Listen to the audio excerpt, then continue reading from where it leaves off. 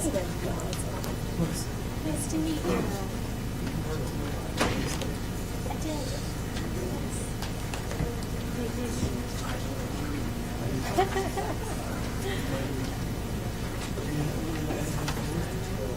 No, I was at 99. Yeah.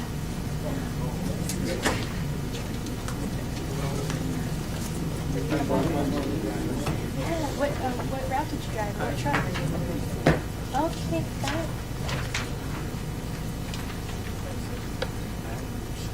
Do you have a copy? Copy, yes. Honey, did you get a copy?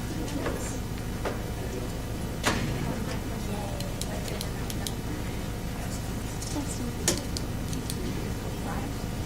I just got back out of town day before yesterday.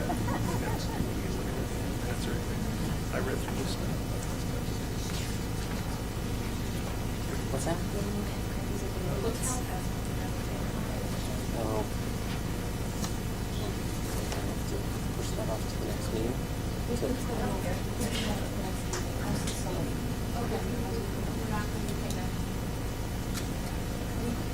It's up to you guys if you want to share copies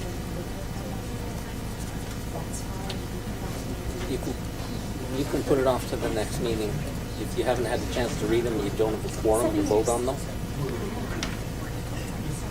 Before that.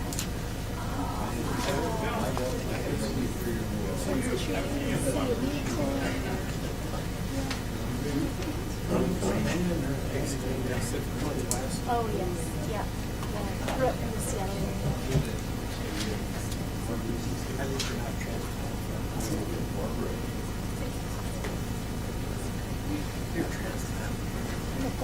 Not been too fun. Have you ever gone to one of the truck rodeos? You've been to one? I went last year too, yeah.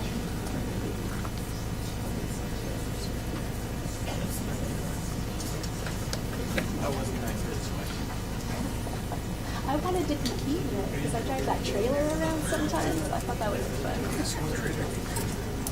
Oh, it's the one that's parked up by the shop, but it's got all the beach rooms in it.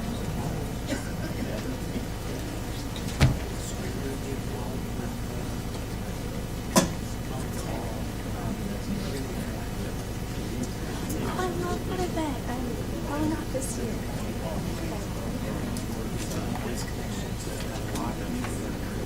Oh yeah.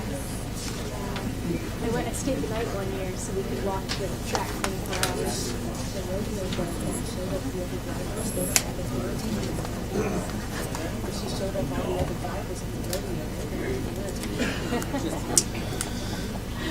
All right, I'm going to call this meeting of the Woodland Planning Commission to order at 7 p.m.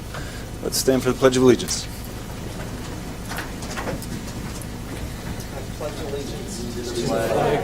United States of America, and to the republic for which it stands, one nation, under God, indivisible, with liberty and justice for all.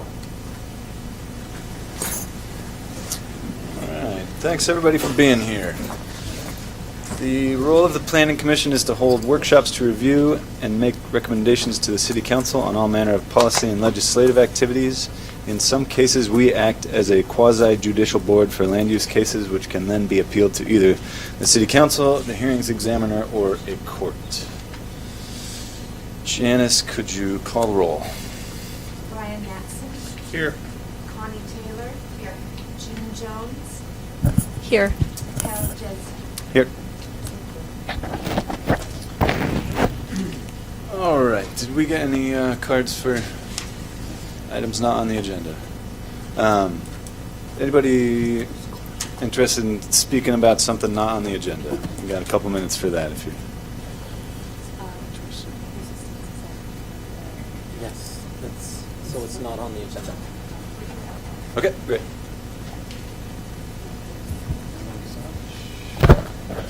All right, Tim Doyle. Come on up. Right into it? Yeah, not on the agenda. It's your No, time to not shine. On the agenda, it was on the agenda. What's that?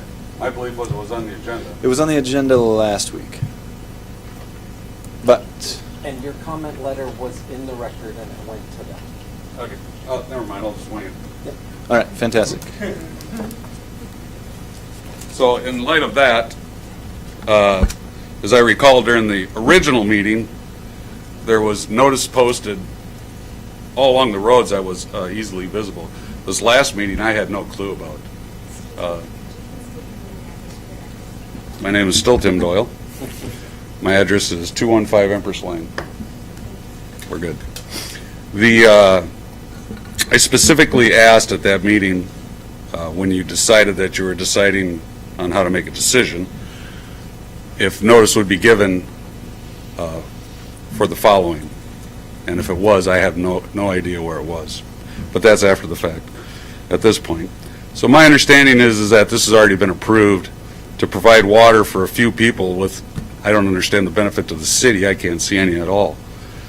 The problem with it is the natural progression of that is once you put water there from the city, the natural evolution is going to be eventually to subdivide and provide high-density housing, annex it into the city. You know, all for the benefit of a couple people, really, for the financial benefit of a couple of people. Now, as Elaine Placido pointed out from the county, there is no access to that area from the city whatsoever. So how is the city going to provide any type of resources or response to Empress Lane when it can't even get there? The only route is up Green Mountain Road. Now, along that lines, we're already inundated with traffic up there, thanks to the Empress Estates. The Empress Estates already, by its own statement, produces hundreds of people, which equals hundreds of vehicle travels, to the extent that County Public Works ordered a traffic impact study be done. They skated that by scaling their building down about 10 feet, is how we got around that. Doesn't really change anything. So we're talking about hundreds of cars, one route in, one route out, on a private gravel road. That road does not meet county specs right now. The incline is over 15%. The neighborhood up there, excuse me, I got lost there. The neighborhood up there, like I said, has already been impacted by this. If you annex it into the city, the natural progression being more houses, more traffic, more vehicles. The only solution, common sense solution, would be to punch a road from Dike Access up to Green Mountain if you want to annex that in and cut it off right there. Block it off right there, no access from the other side, from the county side. That's the only possible solution that makes any sense whatsoever. People up there, I've been up there for 16, 17 years. The rest of these folks have been up there and purchased these houses in the last 5 to 10 years for the purpose of living in a rural type setting on 2 acres. So that will utterly be destroyed for all of those people. Again, there's only one way in and one way out. So I guess that's my comment because I'm off the agenda. Thank you. While we did make a recommendation, it still needs to go through City Council, so your opportunity for input is not yet over. So then there would be another meeting? There is no more public comment, but So the city council is holding some work sessions, April 22nd and potentially the 29th, depending on how busy the 22nd is. Which means what exactly? So that'll be at the middle school on April 22nd from 6 o'clock till 9:30. So the city council will be available and they will be taking public input.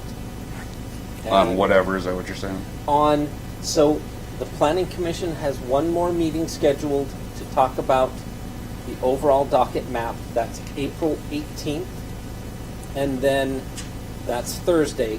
The next Monday is when the city council you'll have the opportunity to give testimony to the city council Regarding the issue. regarding the issue. Okay. Yeah. So So you'll April 22nd, 6 to 9:30. Yes. I put A on, that is not A on. No. PM. Got Great. Anybody else want to speak to items not on the agenda?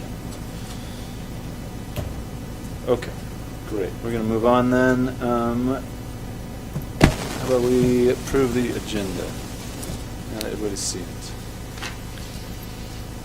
Move to approve the agenda. I second that. All right. Everybody happy with the way it is? Well, I think we should postpone approval of the March 21st minutes Okay. until the next meeting in order to provide sufficient time for the commission to review these minutes. So I think that would be an amendment to the agenda.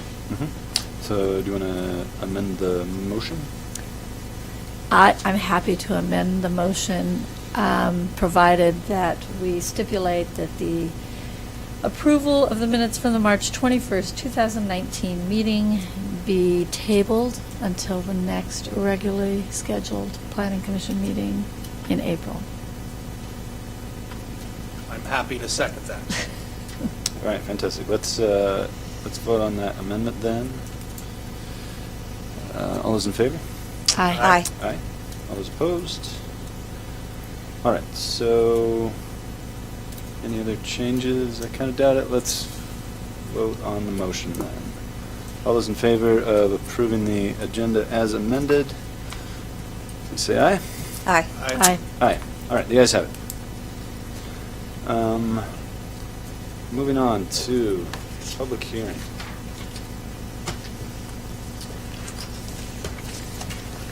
This is on the agenda. We have Aho Construction I Incorporated, Comp Plan Amendment 2018-005, a request to expand the city's urban growth boundary to include 605.5 acres of land located south of the City of Woodland between the railroad tracks and the Lewis River, and designated with a residential comp plan designation. I think we have a staff report. Thank you. For the record, my name is Travis Goddard. I am the Community Development Director for the City of Woodland. Before I get started here, I wanted to take the opportunity to introduce Melissa. For those of you who didn't get a chance to meet her before, she is the new staff planner for the city. So at some point today, hopefully you'll get a chance to say hello to her and meet her. Welcome, Melissa. Thank you. Glad to have you aboard. So, the case we're here to talk about tonight is Comp Plan Amendment 2018 number 005 for the Aho Construction LLC, and it's the Comprehensive Plan Map Amendment. The original application, when it was first submitted, was for 605 acres, and it included property on both the east and west sides of South Pekin Road, south of the City of Woodland. During the process, one of the applicants or one of the property owners wanted to withdraw their application or some of their property from consideration. And so you see that on the right-hand side, there's a red box with withdrawn, and I put a line through the individual parcel numbers that were with part of that withdrawn section.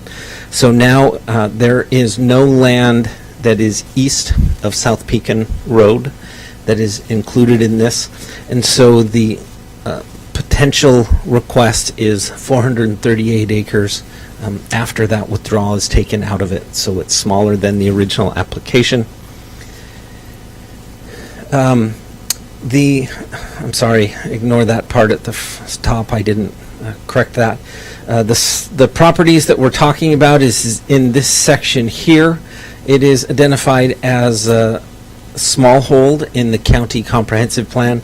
There's also one piece of property that is on the east side of South Pekin at this location, and it is industrial. And so, sorry, I had forgotten about that, so I misspoke. It's no residential land on the east side of South Pekin. This aerial photo represents the GIS layer from the Fish and Wildlife Service for the property for critical areas. So there are some, this one here is an oak wetland, oak woodland. There is a mapped stream corridor and some potential wetlands on the property, although when I was out there on the site, it's hard to tell whether there's actually a stream channel there. You can see in the aerials, it looks like there's just wet spots, potentially wetlands, but not necessarily a creek corridor. This is the aerial photo from the Fish and Wildlife Service, and it shows that the area has large polygons for waterfowl concentrations, and also it seems to show that same drainage, but it's not, actually it is identified as a creek in their map as well. So my guess is they're probably using the same base data. And before I move on into the actual application, I wanted to point out that last night, late in the evening, I dropped by some additional supplemental staff report, because the staff report that was issued Thursday had some conditions that didn't necessarily make sense, and after talking to the applicant, he pointed out the error in my math, and I wanted to go over that real quick. So the problem with the conditions or the findings as they were written in the original staff report is I made the assumption 60-40 split if we applied that in a case-by-case basis. What happens is I mistakenly applied it to acres, meaning that if you had 100 acres and 60% of it was low density and 40% of it was high density, what happens is at 4 units per acre, you get 60 acres times 4 is 240 units. But what happens over here is you have 40 acres times 20 units, and that represents 800 acres. And so if you apply the 60-40 rules to acreage, it gets exponentially bigger because the 4 versus the 20 density. So the assumptions that I made in my staff report are incorrect.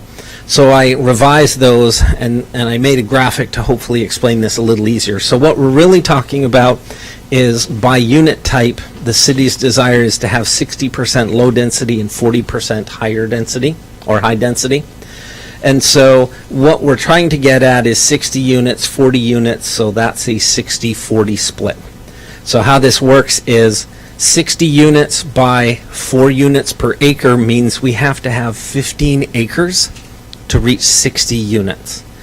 On the high density side, since it's 20 units per acre, you need 2 acres, because 20 and 20 is 40. That gets us to the 60-40 split. So realistically, the 100 acres comes out of approximately 17 acres, as opposed to the mathematics in the first draft of the staff report kind of blow things way out of whack. So really what we're talking about is a ratio of 15 acres of low density for every 2 acres of high density development. So any questions about that? I have a question. Okay. Pursuant to WAC 365 196 510, it says each county or city comprehensive plan must be coordinated with and consistent with the comprehensive plans of other counties and cities that share common borders or related regional issues with that county or city. Now, here's my question. It appears that Woodland is out of compliance. For example, Clark County, the ratio is 75-25, low-density residential to multifamily. Ridgefield is 75-25, La Center is 75-25, Kalama is 75-25, and I do have the information to back this up. It seems like the first thing we should do would be come into compliance with this discrepancy, because we're out of compliance with this interjurisdictional consistency. That has a lot to do with what we want to do as we grow, and those numbers would change dramatically by changing the ratio where, and no one else has a 60-40 ratio, to change it to 75-25, and that changes the whole dynamic of this exercise. It does. And I see Mr. Madsen's letter points out the same issue, that we're not consistent with the GMA. Yes. So you are both correct that there is an inconsistency, or there appears to be an inconsistency within our comprehensive plan. I was not here at the time the comprehensive plan was updated, and so I can't tell exactly what the thinking was at the time or what the calculations were based upon. Part of the reason why it gets even foggier as time passes is because the development that has occurred since 2015 has been disproportionately single family and not or low density as opposed to high density. So the numbers, whatever their reasoning for them, may be more tortured now in 2019 than they were in 2014, 15, and 16 when they were actually doing the work. So I recognize that, but I also point out that when the comprehensive plan was adopted in 2016, it was not challenged to the Growth Management Hearings Board, and it was found by Department of Commerce to be in compliance with the Growth Management Act. So the fact that we are having this conversation now about trying to explore that question, that's part of what we're looking at here. And I don't doubt that in the end we're ultimately going to be updating our comprehensive plan text. But at this point, the applications that we've received were not for text amendments. They were for map amendments. Okay, so a point of clarification. We are the Planning Commission, and I've read where we can make recommendations to City Council on these issues for text amendments. It's open currently. We can do this up until July, and I would like to see it put on the agenda, because that's going to change the entire dynamic of every decision we make until we get these, we deal with this issue. Ditto. Okay. Ditto. Yeah. Then what I will do is, when we have our docket discussion on Comp Plan Amendment 2018 number 10, when we have that next April, I will make a point to include in the staff report some analysis of that implication and how it might affect the recommendation that you've gone to the City Council. A year from April? No, Say next Next a month. Okay, yeah. you said next April, so I Oh, didn't. sorry, in April, at the next Okay. meeting in April. Okay, then that's fine. Okay, All right. so. Thank you, because it's important that everybody in this audience understand the ramifications of the 60-40 split versus the 75-25 and the impact it has to their own properties. Yeah, and you point out, or you make me realize, that in the staff report I do include a finding which talks about if we choose not to expand the urban growth boundary, we would have to focus on multifamily development or high-density development until we can update that policy, or potentially until we implement the comprehensive plan. So I didn't take the next step of saying, should that policy change? And I will do that in the next staff report. I'll count on it. So, Thanks. so yes, so I did the dark cloud. I didn't necessarily consider what would happen if we moved the All cloud. right, one brief question. Considering some of our recommendations that we've made to City Council, have you done any calculations in terms of a change in ratio based on our recommendation and a 75-25 mix? I have not, but You I will do, for next I will do meeting. that for the next Thank one. you. Yeah, because really I have 7 of the 8 pieces in place. I just need this last one tonight, and then it'll give me a path forward to calculate all of that stuff.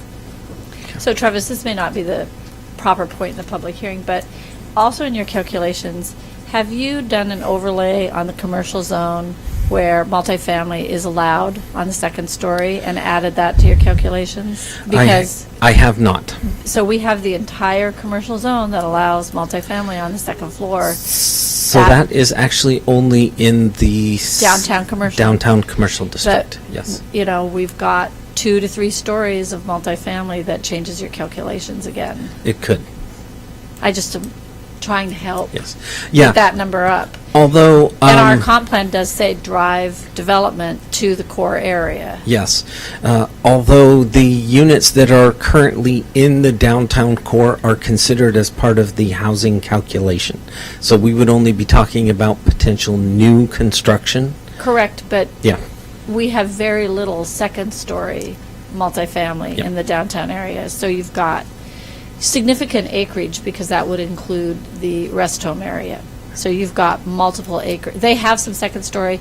They don't have third. I think the only third story is at Lilac Place. So you have pretty significant areas that you could increase capacity. Yes. Sorry. Yes. Yeah, I recognize that. I will include that in my Sorry. staff report as well. Good point. Although I do need to point out that one of the analysis or one of the comments that I have received verbally, and that is from the Chamber of Commerce wanting to be notified that anytime residential is built in the commercial zone, because there's a concern about loss of commercial capacity in exchange for residential capacity. I'm not sure that that necessarily causes that concern, but just so you know that that did come up within the last day. So, which is neither here nor there, just an FYI. Okay, I would also like you to recognize that with Lilac Place, it is 3 stories, and so that could be, there is precedence for that. Thank you. They're in high density. So that, okay, thanks.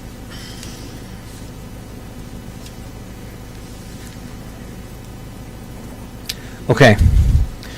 So, when I did the staff report for this, because this is such a large piece of property compared to or a large application for properties, I didn't necessarily want to handle it like I handled the previous one, which is kind of a add and subtract of industrial or commercial or addition of residential to the urban growth boundary. So in this case, what I actually did is I broke it down into several tranches, which I numbered 1 through 5. And I started from closest to the city because it makes most sense that we want to discourage leapfrog development. We would like to, as much as possible, move in an orderly fashion so that utilities can be efficiently provided. And so these are the ones that I came up with, mostly because they were geographically closest to the city and moving outwards. So what I'm calling tranche number 1 is actually this property here south of Pinkerton and east of South Pekin Road, and it is currently unzoned. It has industrial comp plan designation in the Cowlitz County Comprehensive Plan. It has frontage on multiple sides, meaning the west and the south, or west and the north. Plus, there's also the dike on the east, but it's not technically a vehicular access. It has close proximity to I-5 exit 21. It has industrial development to the north and west, and there are a few homes, but between the homes and over here next to the highway is actually a commercial use. So it is surrounded by more highly developed properties. Staff had originally considered giving this a commercial designation because there's greater opportunity for a commercial node to serve future growth. It is adjacent to urban development, and it is adjacent to the Walthauser request, which was withdrawn. But prior to that being withdrawn, it represented a potential commercial node of significant acreage that would allow the city to balance what we had considered internal conversion from commercial to residential. We would be able to recharge the residential or the commercial land supply by adding a commercial node south of town. And if growth does occur down there, it would be nice to have a new node for commercial development. One of the negatives on this property is this property along the dike. It is in with shoreline jurisdiction, and the city's shoreline code does not currently cover that. It's covered by the county code, which means that if we were to include this property within our UGA, we would then also need to update our shoreline management program so that we could regulate this property if and when it came into the city. So it kind of produces another hurdle for us to have to go in and update. It's been my experience that the Cowlitz County shoreline plan is less restrictive than the Woodland plan. So can you elaborate on that? Because So I don't know about that. I know that the the county and the cities within Cowlitz County did a joint effort to update the shoreline program when it was updated, and the city adopted the shoreline program that came out of that effort. So my assumption is that they're very similar, but whether or not the cities is more restrictive, my assumption would be yes. It is. Yeah. I've checked both. Okay. So Doesn't our commercial code require us to not create additional commercial within 2 miles of any existing commercial? Wouldn't we would need a code change in commercial as well. I think that there's a restriction on creating new commercial within 2 miles of existing. And I question the commercial designation when this is more like a light industrial. And it's my understanding that it was resource land in Cowlitz County, which was an industrial classification. So Cowlitz County has what they call economic resource land That's- designations, yes. and it's economic resource land industrial. So That's what I was referring to. yeah, so it is considered a resource land under the county plan. So does that make sense? Well, then, if It- we were to look at it, why wouldn't you? It used to be small, it used to be comp plan for one acre lots, and then they argued and it was 2 acre lots, and I don't know what it is now. Well, I'm I just think it's 38 acre minimum. right. I'm just economic suggesting resource. that if it was an industrial, that would add to our inventory of industrial land. It would.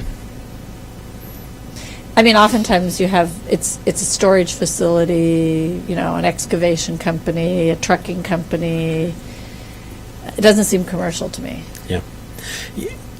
And that's a great point, because the existing storage facility, we've just approved one of those on Belmont Loop. So what's industrial under the county code is commercial under the city code. So it's one of those quirks where something like the storage facility can occur in both the commercial and industrial zone in the city. So my initial staff report recommended that this property be included in the urban growth boundary, and I've since in the supplemental staff report changed that recommendation that it not be included in the urban growth boundary. Part of the justification for that is, after looking at it and thinking about it a little more, is the industrial development can already occur on that site. The owner has more options under Cowlitz County because it is currently unzoned, which means that theoretically there's less regulatory hurdles in Cowlitz County, and they might not necessarily see that as an upzoning in the county or in the city if it was brought into the urban growth boundary. And since the request was for residential, I'm not sure that this would be the best site for a residential development. I would prefer that it stay in its county designation, with the hope that eventually it would develop as some kind of commercial or industrial economic development. So that brings us to Tranche 2, and Tranche 2 is also unzoned. The comprehensive plan designation is small holding, and it fronts on Wayland and Pekin, and it also has proximity to I-5, exit 21. The neighbors, there are a couple neighbors to the north who are interested in being part of the urban growth boundary. Up until the last meeting, that included almost 50 acres of the Walt Hauser property. It includes the Double J trailer site, and it also the Sagawas. The Sagawa property that is right over here on this location next to the train tracks, which has stubs to the city Strawberry Flats subdivision. They had also requested or expressed an interest in being in the urban growth boundary. That letter came in January. But when I called them and tried to ask them whether they were interested in actually applying, I got no reply.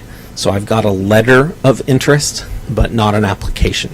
All right, so that was going to be my question. Do you have an application? Because without that application, I think it poses a significant problem. Can I just talk about it right now because it guides this Sure. discussion? According to the Woodland Municipal Code, under 17.12.070 annexations, any land to be annexed must be contiguous to the city and within the city's urban growth area. Prior to considering the annexation of property, the city or the city council shall refer the question of zoning designations for the subject property to the planning commission. So what I need to understand is, the way I read this, all this is essentially for naught because none of these parcels are contiguous to the city limits. So I'd like you to explain to me that how this works if you expand the urban growth boundary and you have no parcels contiguous to the city limits. Sure. So the annexation section, you're actually reading from the annexation section. And in order to be considered for annexation, you have to be or a property would have to be inside the urban growth area. So what we're actually doing is we are laying the groundwork for consideration of annexation. So this is actually the process to allow somebody to apply under that code.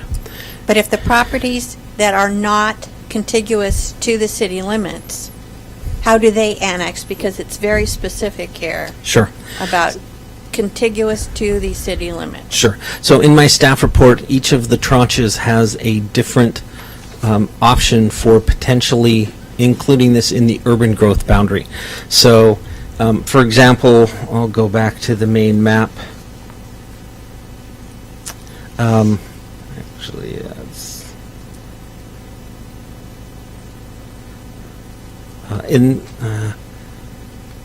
sorry, I didn't put a good map in here for this discussion. Actually, I'll go back to that one. So for this one here, what you have to have is you have to have some kind of contiguous connection. And I believe in tranche 1, the possibility would be to include Lakeshore Drive to Pinkerton and include this property with a connection to Lakeshore. Another option would be to include Pekin Road down to include the frontage either on Pinkerton or on South Pekin. The other option is the Planning Commission and the City Council could always include additional properties that are between the applications and the city.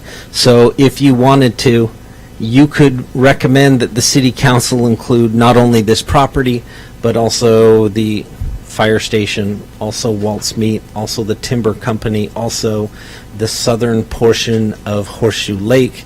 We could include the residential. You can set the boundary as you see fit. If you remember when we went back to the conversations that we were having about growth scenarios, we could theoretically elect to eliminate the Swiss cheese holes, or we could elect to have these crazy grape vines that are connected by a little connection to the city and end up with giant Swiss cheese holes. But you can't use county roads as the connection. That is correct. So what we would do is we would include the entire right-of-way, and that street would have to be city, and the city would either take it over or it would have to be improved to city standards as part of the development process. Anecdotally, the county roads are better than the city roads. So for example, let's take the Sagawa property. If the Sagawa property were to be included in the urban growth boundary, and it were to request annexation and development, they would have to bring the utilities in from the north. They would have to extend the road from the north through the subdivision. They would also have to make improvements to Wayland along the frontage. If it's in the urban growth boundary, they would have to address the impacts to that road. They would not be able to put their traffic onto an unimproved county road unless the county accepted that traffic without improvements.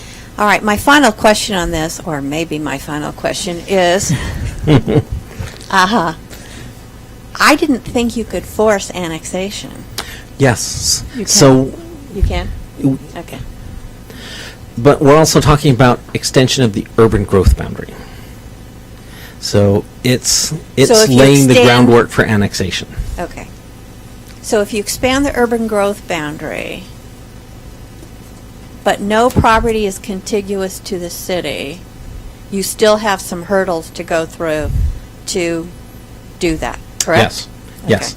So say, for example, if this property were to be, if they were to request annexation and development, they might have to improve all of Lakeshore back to the existing city limits and improve it to city standards in return for a thumbs up on their subdivision that would allow them to annex and divide. Done, Connie? One last question. So if we were to annex those and we take, and it's the city's desire, who then is responsible for transportation improvements? Well, ultimately, the developer would be responsible for frontage and their share of off-site road improvements. So, for example, in the city, we require impact fee collection. So, at some point, if we wanted to put a light at Buckeye and Gorig on Lakeshore, they would have to, if it was development within the city, they would have to contribute impact fees, which would help us install that light. But their impact fees only represent that portion of the impacts to that intersection. Because if there's 500 cars going through that intersection at rush hour and they're adding 50, theoretically their cost is only 10%, because they're only 10% of the traffic that goes through there. So they don't have to pay for the whole light, but they are responsible for a portion of that. So, I see that my good buddy Scott Perry turned in his letter from Wayne Berry, which is Unique RV, so they're asking to be included at the present time. This is brand new. They've expressed the interest that if we're looking for property to include in the growth area, yes, there have been property owners who have said, yeah, include us, we'll be fine. So rather than And just the Chigawas have road, done the same thing. they did. They require. So, and there's no reason we're in the annual review that we cannot add them into our mapping, is there? That is correct. Okay. And that's why when we were having our original conversations, which started 6 months ago, they were on the map Right. as potential applicants, because I expected them to submit an application any day. They never did, but you can still include them. But we're in our annual review as well as these applications, so it's up to us to say, and put this in, and put this in. Yes. Correct? Yes. Okay. And also, I'd like to point out that there was also one last piece of the Thoney Farm, which is in the industrial district on the west side of town, that apparently was in the original map, but got left out when the final map was adopted. So that's also on the original maps that you had looked at, and they've expressed interest in bringing the rest of their farm because the parcel is actually split between city-county jurisdiction, and they would like that remedied while we're going through this process. But they are not applicants. So will the planning commission see those applications prior to, so we'll just, We'll just Yeah. see letters. okay. Yeah. Yeah. Thank you. Yeah, so you're under no obligation to include them, just like applicants. You're under no obligation to recommend that they be included. Thank you. Sorry. More questions? No? Okay. So, let's see, did I cover all this? Yes, proximity to exit 21. Neighbors of the north are interested. I, based upon the analysis in the staff report, recommended that Tranche 2 be included in the urban growth boundary. And it has three options. You could extend South Pekin Road to the site, so it would require improvements or development along South Pekin Road. You could also go along Lakeshore, or you could include right-of-way and other properties between Tranche 2 and the city, which might include the Double J lot, might include the Scowa lot. There are options for you to recommend additional property being included.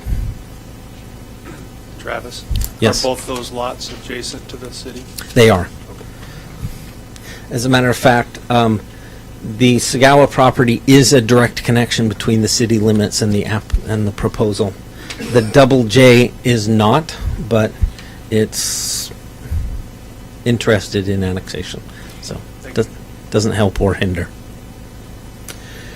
Tranche 3 is... Actually, I think that Barry's property is directly adjacent to Raspberry Park. Oh, yes, it is. To the north it is, Yeah. but to the south it doesn't get all the way to Wayland. the request, yes. Yeah. It's I think it fronts on Wayland Loop. That's right. And there's an intervening property between them. So tranche number 3, it is also unzoned, small holding comp plan designation. It has proximity to I-5 exit 21, and it includes actually 2 pieces of property from different owners. One is the rest of the Donald Farm, and the other one is owned by Benno Dobie. It has frontage on South Pekin, but the Donald Farm does not have any road frontage on a public road. It would have to be considered in association with expansion with tranche 2. So it might be the next step beyond just a single tranche. So I covered that. So the recommendation is that you include the UGA, you include it in the UGA if tranche number 2, and that's specifically for the Donald property, you could bring it in with the rest of the Donald Farm. And Dobie property could be a standalone because it fronts on South Pekin. And so, sorry, that doesn't necessarily make sense, but those are really the 2 options. You could split them and put the Donald Farm with the rest of the property. You could also do a standalone with the Dobie property. So tranches number 4 and 5, I grouped these together for the presentation because theoretically they represent the Ferguson Farm at the south end here. They both have access from South Pekin Road and the Lewis River shoreline. So again, we would have to update the shoreline program if we wanted to include these in the urban growth boundary and into the city eventually. It is isolated for the sake of access without cross connection, which basically means there would be only one source of access for all of those, because South Pekin comes down and it splits and goes east and west, but ultimately there is only one access that low. There is a gravel driveway that goes underneath the railroad bridge, but whether or not they would be able to improve that to standard is something we would have to take a look at, and it gets extremely complicated. So this one is not necessarily recommended to be included in the urban growth area at this time. So do you have any questions about that before I go into the RCW portion of the presentation that you've heard 6 times so far? Okay. Okay. So the RCWs that are applicable in this case is adequate existing public facilities and services. The city would provide water, sewer, their streets are available, police and fire are currently provided to these properties, and the city is a joint or a mutual aid agreement with the county. Schools are provided the Woodland School District, and the parks, while not provided by the county, there is recreation opportunities at the south end of South Pekin, plus city parks are available to the property. This one also, I pointed out here, which was true for all of the other ones that we've been talking about, and that is Diking District number 2. So they do have service by the Diking District because they are within the Diking District. It is the next RCW criteria is that it's characterized by urban growth. It is in proximity to residential development. There are lots in this area between a ½ acre and 5 acres in size. There are also 8,500 square foot lots in proximity, especially at the north end, because on the south boundary, Strawberry Flats is a relatively dense development in the city. Proximity to highway, proximity to commercial, multiple street frontages, and 3 city mains are stubbed to head south of town. So the area that is subject to this application, which includes all of the tranches, does have access to the utilities, city utility extensions to the south. The next RCW talks about, is it within a remaining UGA? It is not. And we do know from the vacant buildable lands discussion that it is not part of the UGA. There is adequate industrial land left in the city and the UGA, but there's limited residential and both in the UGA and the city. So because of that, the next standard that you go to is discussing expansion of the urban growth boundary, and that includes cities should be the entity or the agency that provides services, and that those services need to be appropriate urban services, not extended into rural areas except to be necessary to protect public health, safety, and the environment. Or if services are provided in the rural areas, services should be provided at a financially supportable density. This was brought up with the G. Loomis project, where the city could extend water to county lots if it was determined that there was a health issue with those lots. This is similar down there. Urban growth areas should not include 100-year floodplain except where other physical options allow. And this gets back to our question about which direction can we grow, east and west, even northeast and south.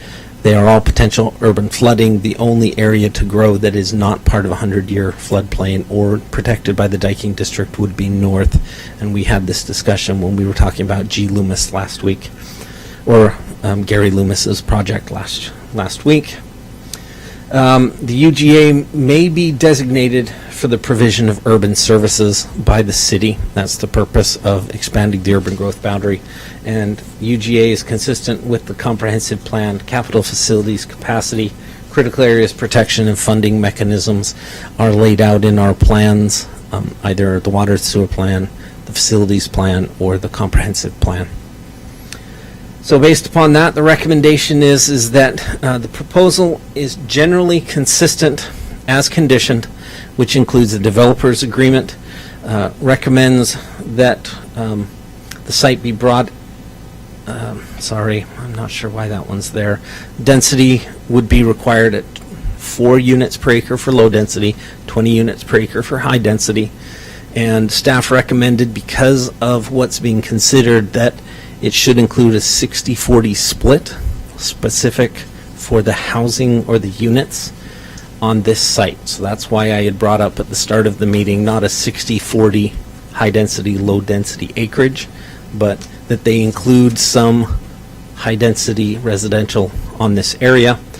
And because of the other changes that have been made, my preliminary review tells me that at some point we are going to be able to achieve our residential targets for the 20-year comprehensive plan, and it would occur somewhere within tranche number 2 if we were to take tranche number 2 first and only. So going back to this map, what I'm saying is, based upon the previous recommendations that you had made, at some point a portion of this property would be annexed and would get us to our 20-year growth projection, our growth target. So you could, and based upon the information that's in the staff report, you could even go drill down and just not accept the entire tranche 2. You could pick and choose certain project or certain parcels that you think make the most sense and recommend parcel by parcel rather than tranche by tranche.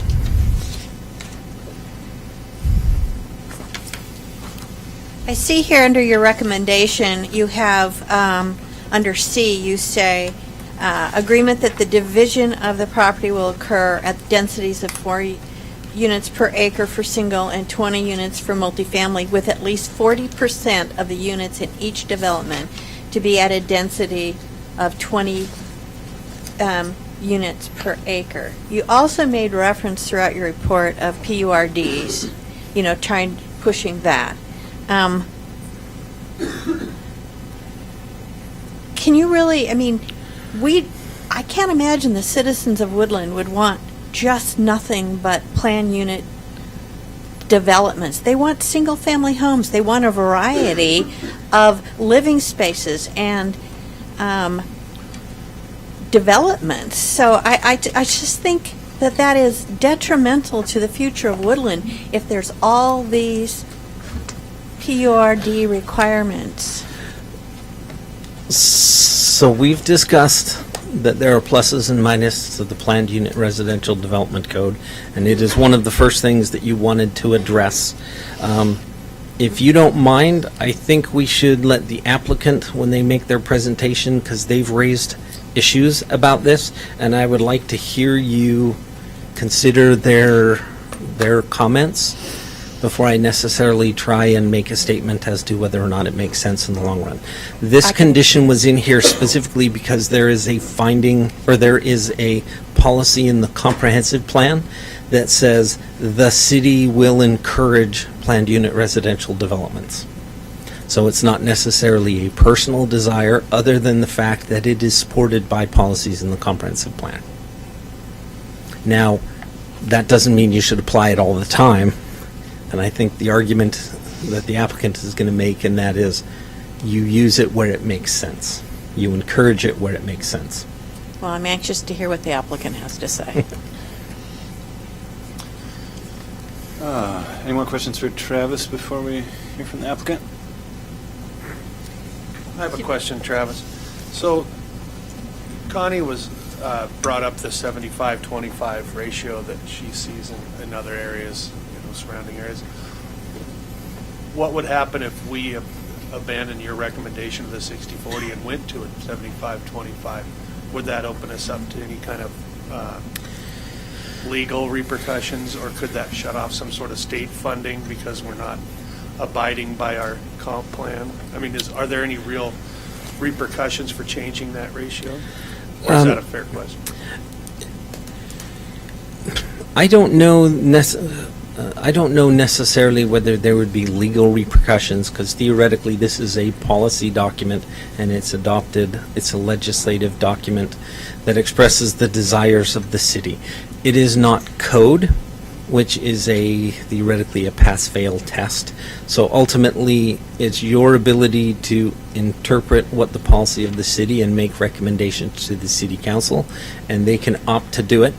Connie had pointed out that she would like to include a recommendation that goes to the city council that says maybe 75-25 makes more sense, and the city council can accept that or deny it, because ultimately, as the legislative body, they make that decision.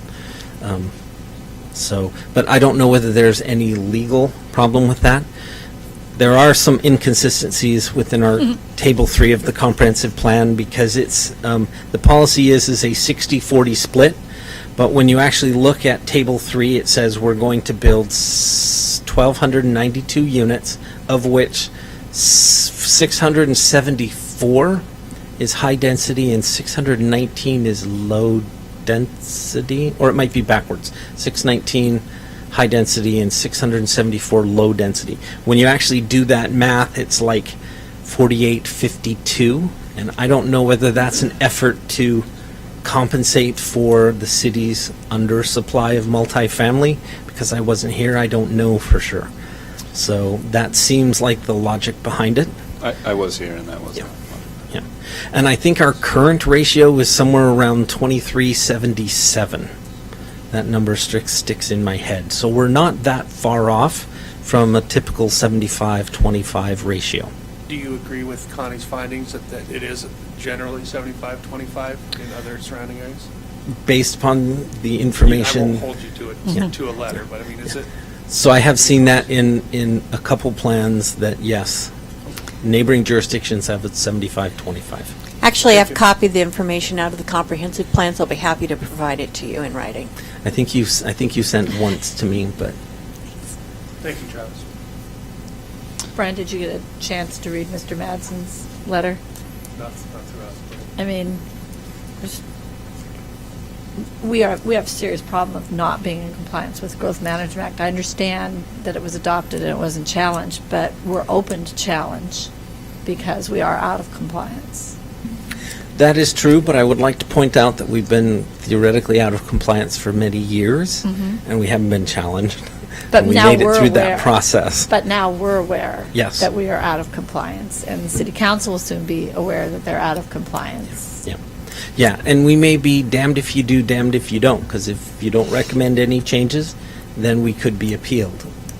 Or we could go before the Growth Management Hearings Board if we're challenged. if you make recommendations, we could go before the Growth Management Hearings Board because they're challenging the changes.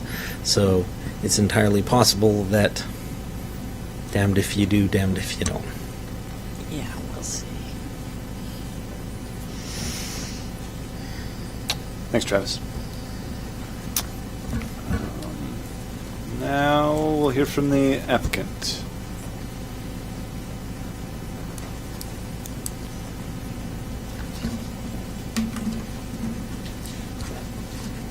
Good evening. Dave Weston, AKS Engineering, on behalf of the applicant, 9600 Northeast 126th Avenue, Suite 2520, Vancouver, Washington, 98682. All right, so I wanted to make sure everyone's received our response to the staff report. Travis, I got They do, sent out? yes. And you got one? Yeah. Okay. All right. So I'll just go through it real quick for you guys. As you know, the city predicts that it needs an additional 1,288 housing units by the year 2036. The existing available land in the city is not capable of bringing the city into compliance with the comprehensive plan, as Travis has brought up. The ability to develop the remaining land, which is designated residential, is restricted by steep slopes, landslide hazard, floodplain, habitat, shorelines, wetlands. In addition to the land that the commissioners have already recommended for residential use in the previous meetings, our professional opinion is that approximately 250 additional acres of land will need to be brought into the urban growth boundary to meet the projected 1,288 housing units. The purpose of the urban growth boundary is to plan for the future of the city, plan for the growth that's going to happen. The current city limits and UGB do not provide sufficient residential land to comply with the comp plan.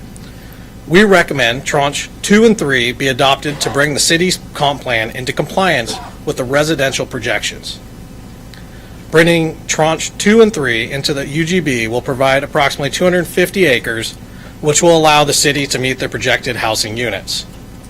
Aho's application has presented a proposal where the existing zoning, or lack thereof, lack of parcelization, and the presence of willing sellers and a willing developer all combine to make Aho's application the only viable alternative to the city to bring the residential component of the comprehensive plan into compliance with the GMA. Even though we recommend 2 and 3, the applicant believes that the city should expand the UGB to include tranches 1 through 6. And the reason is doing this will protect the city's interests as that area develops. Any portion of the application that is not included in the UGB with your guys' recommendation has the potential to become underdeveloped through the county's standards, and they will still impact the city without paying their fair share. Now, I'll address staff's conditions, which I noticed the screen was a little bit different than the adjusted staff report, but condition 1A, the applicant's willing to complete an annexation agreement prior to the city providing water and sewer. We have no problem with that. We anticipate submitting permits through the county until such time that the city decides to annex the property or portions of the property. Condition 1B, the applicant's intention is to develop a low-density residential neighborhood with livable, family-oriented lots. Therefore, we believe a master plan should be required rather than a planned unit residential development, PURD. PURDs promote small lots and higher densities at higher costs and are oriented towards inner-city infill properties and projects. The applicant is not interested in the incentives outlined in the PURD code, specifically increasing density, narrow small lots, and critical area density transfer. They're not trying to get more and less. The applicant proposes a master plan to provide assurances to the city that the area will provide for open space amenities, protection of critical areas, street connectivity, and pedestrian and vehicular circulation. The master plan will result in larger lots that provide future residents an opportunity to utilize their yard rather than small, higher cost lots resulting from the PURD requirements. The applicant's goal is to provide the city with the quality, affordable housing that the city needs. On to condition 1C. We believe the expansion of the UGB into the Woodland Bottoms area south of town should be limited to low-density residential. Aho estimates that the inclusion of parcels already recommended by the Planning Commission will provide sufficient additional capacity to meet the comp plan multifamily projections without requiring multifamily on tranches 2 and 3. High-density development should occur near town centers and available services, retail, grocery, the park and ride, public services, and especially Exit 21. Low-density residential is a better transition to the adjacent unzoned properties outside of the UGB, including critical areas, ag uses, and rural large lot. In summary, the applicant supports bringing tranche 2 and 3 into the UGB with the following modified conditions. Condition 1A, no modifications are requested. Condition 1B, agreement that residential developments on the site be developed as a master plan development. And condition 1C, agreement that the division of the property will occur at minimum density of 4 units per net acre. We'd like to thank city staff, planning commissioners for your guys' time and efforts with this. Any questions? Who's going to go first? So, 3A, we anticipate submitting permits through the county until such time that the city decides to annex the property. So, but you're going to sign an annexation agreement, Correct.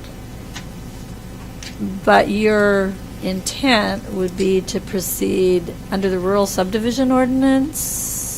Once Potentially one strategy? we're in the UGB, we are going to have to develop, per the agreement between county and city, to city standards.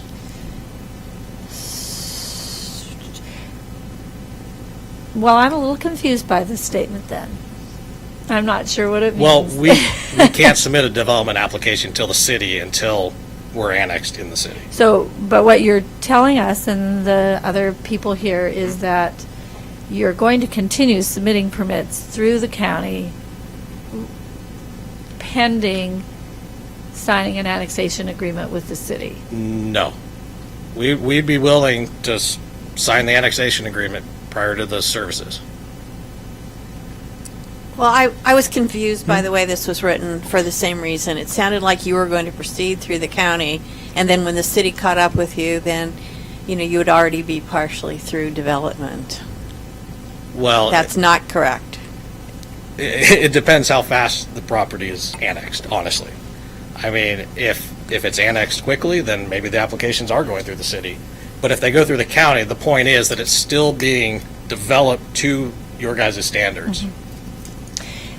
Is one of your thoughts that you might ask the city for sewer or water, not both, and do what was just approved in Castle Rock, where they're using city water, but they're doing a rural subdivision outside the city limits?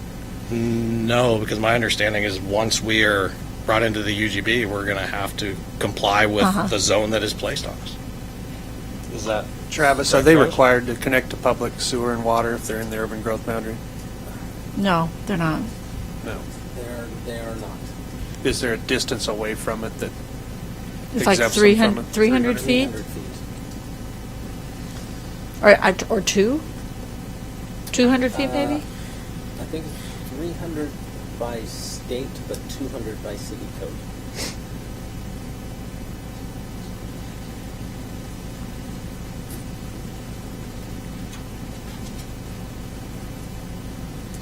But you don't have any current permits at the county level for rural No. subdivision? No, definitely not.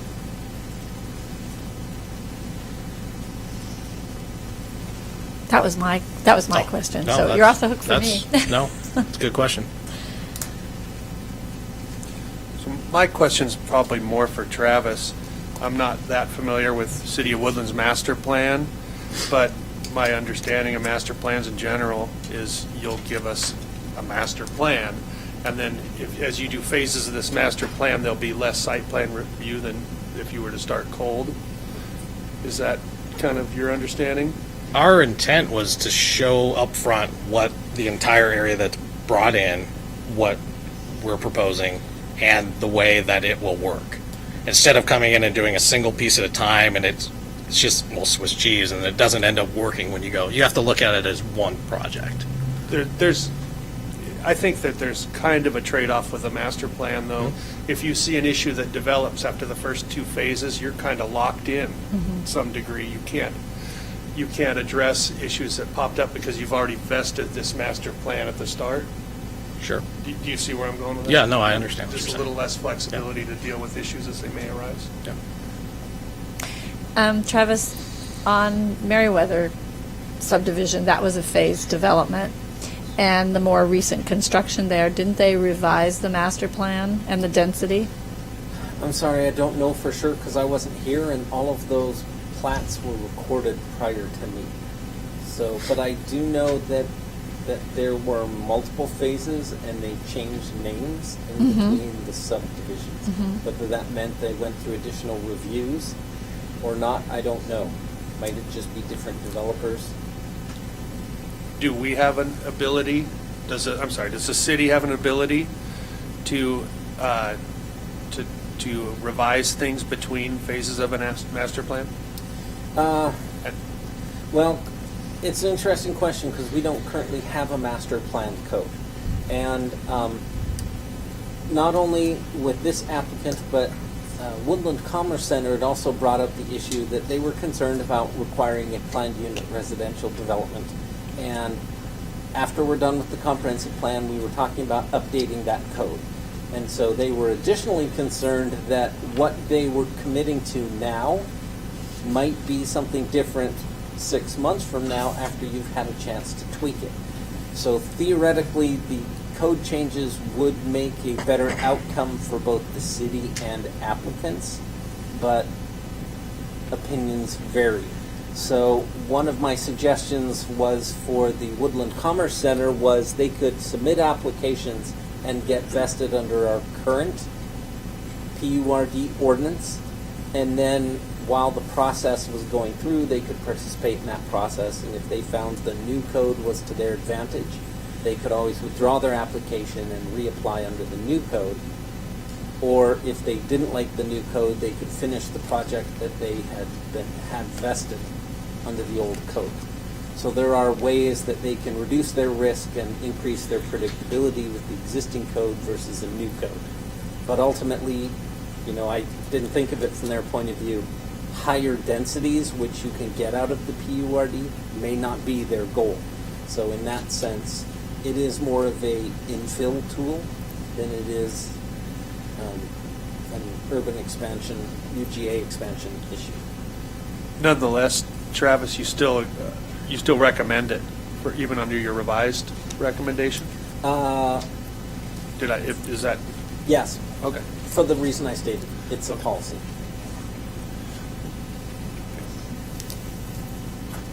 You meant the PURD as a policy? It's a policy. I believe, like That you it should said, be encouraged. the policy should be encouraged, and I think by the city having that in their code as a tool for a developer or a property owner to use is definitely encouraging it. And I don't really agree on it being forced, and I don't think it fits the area out there at all.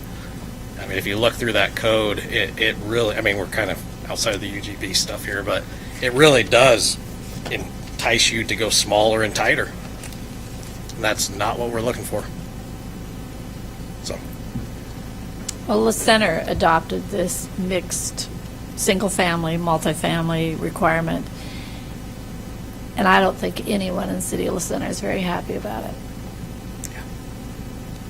And I don't know why anyone would want to have a single-family home with a multifamily unit right next door. I don't know. Your thoughts? Well, I don't know if we're not. I think it's a little less black and white than an apartment building next to a single family. What I think maybe the intent of the code, and I haven't taken all the scoring system that you go down and apply to the development, but you're probably looking at instances where you might have a grouping of townhomes and some single families, maybe block per block, stuff like that. But I don't know if it's No, you're right. I wouldn't want to live in a single family next to the apartment building either, but I don't know if that would be their design either. And It is that, what their that third design is. condition is going to make it happen. I mean, by requiring 40% of our units to be 20 per acre, I mean, you're looking at apartments. A lot of apartments. And we do not believe that it belongs out there. Thanks, David. Yep. Thank you.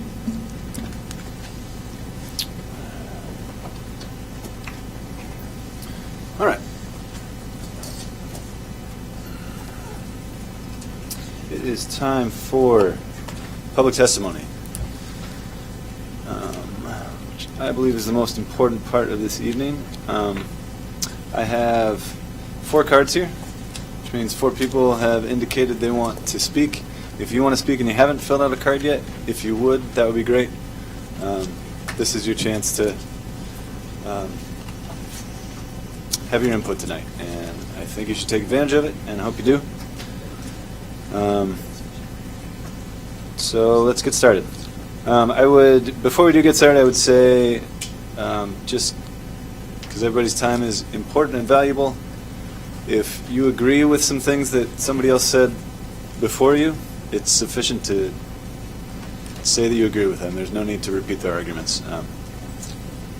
I think we're all sharp enough to get the drift there. So let's get started with Carol Owens.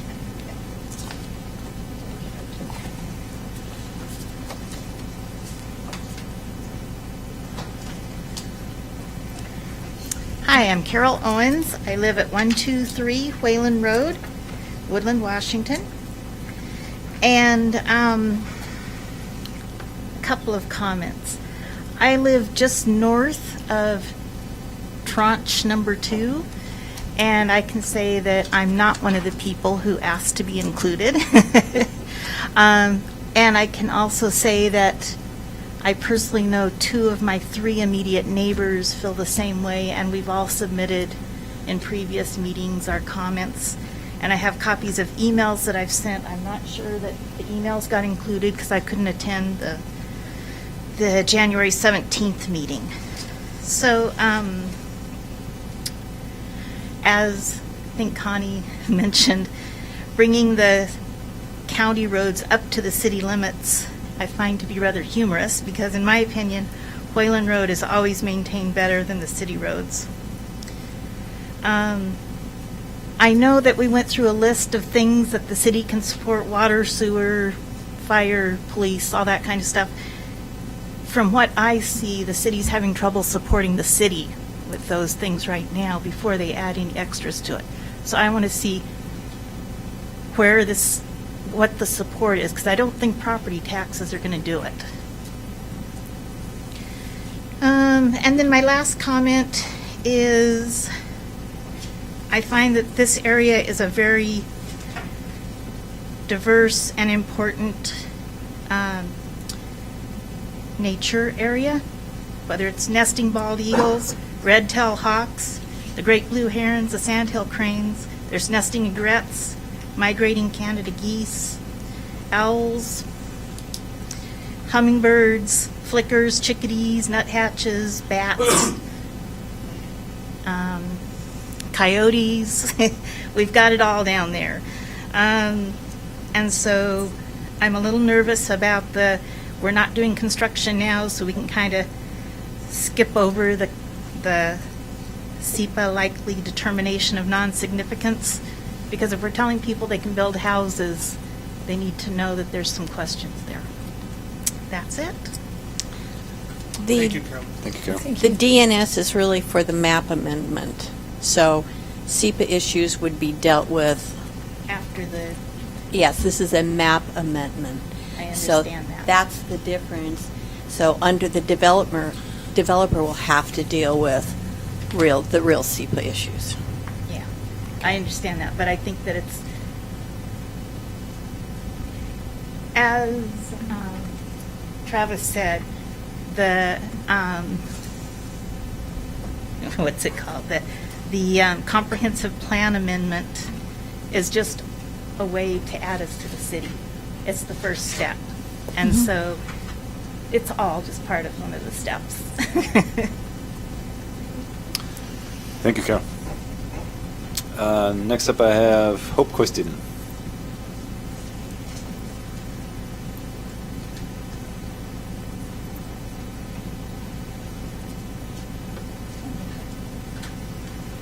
Hope Koistinen, 311 Hillshire Drive.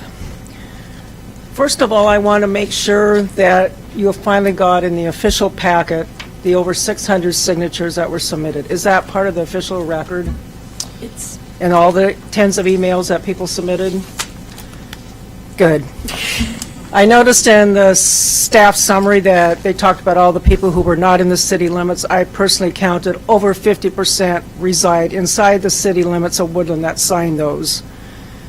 The majority of the others are those like here tonight who are affected in this area, who live in the area. There were some people who are employees that work in Woodland that signed it because they choose to work in Woodland but not live in Woodland, and they do not want to be affected by the traffic that's involved. I further agree that this 60/40 thing needs to go, and it needs to go before you add any more land into the UGA. To start putting in high-density residential down there would be the worst thing you could do. It doesn't make sense for Woodland to deal with growth that way, and I think you need to stop, put a hold on stuff, and get your comp plan up to date, get a master plan code. Why are we doing all this when we don't have the keys to make this thing work? I feel we're kind of grasping at straws to say, let's bring in number 2, and we'll make it contiguous by doing a right-of-way or a county road or something. Come on. That's not the way to do growth. Let's do it properly. When the people are willing, that are contiguous, that want to be added, then let's look at it again when everything's in place. We're not in place. We don't have the codes to enforce the parks or anything. Just give the city of Woodland a little bit of money and we'll spend it on a park someplace, but there's nothing that's requiring parks in the residential. You need to update the code before you do anything. And please listen to the hundreds and hundreds of people who are totally opposed to this. Thank you. Thanks, Hope.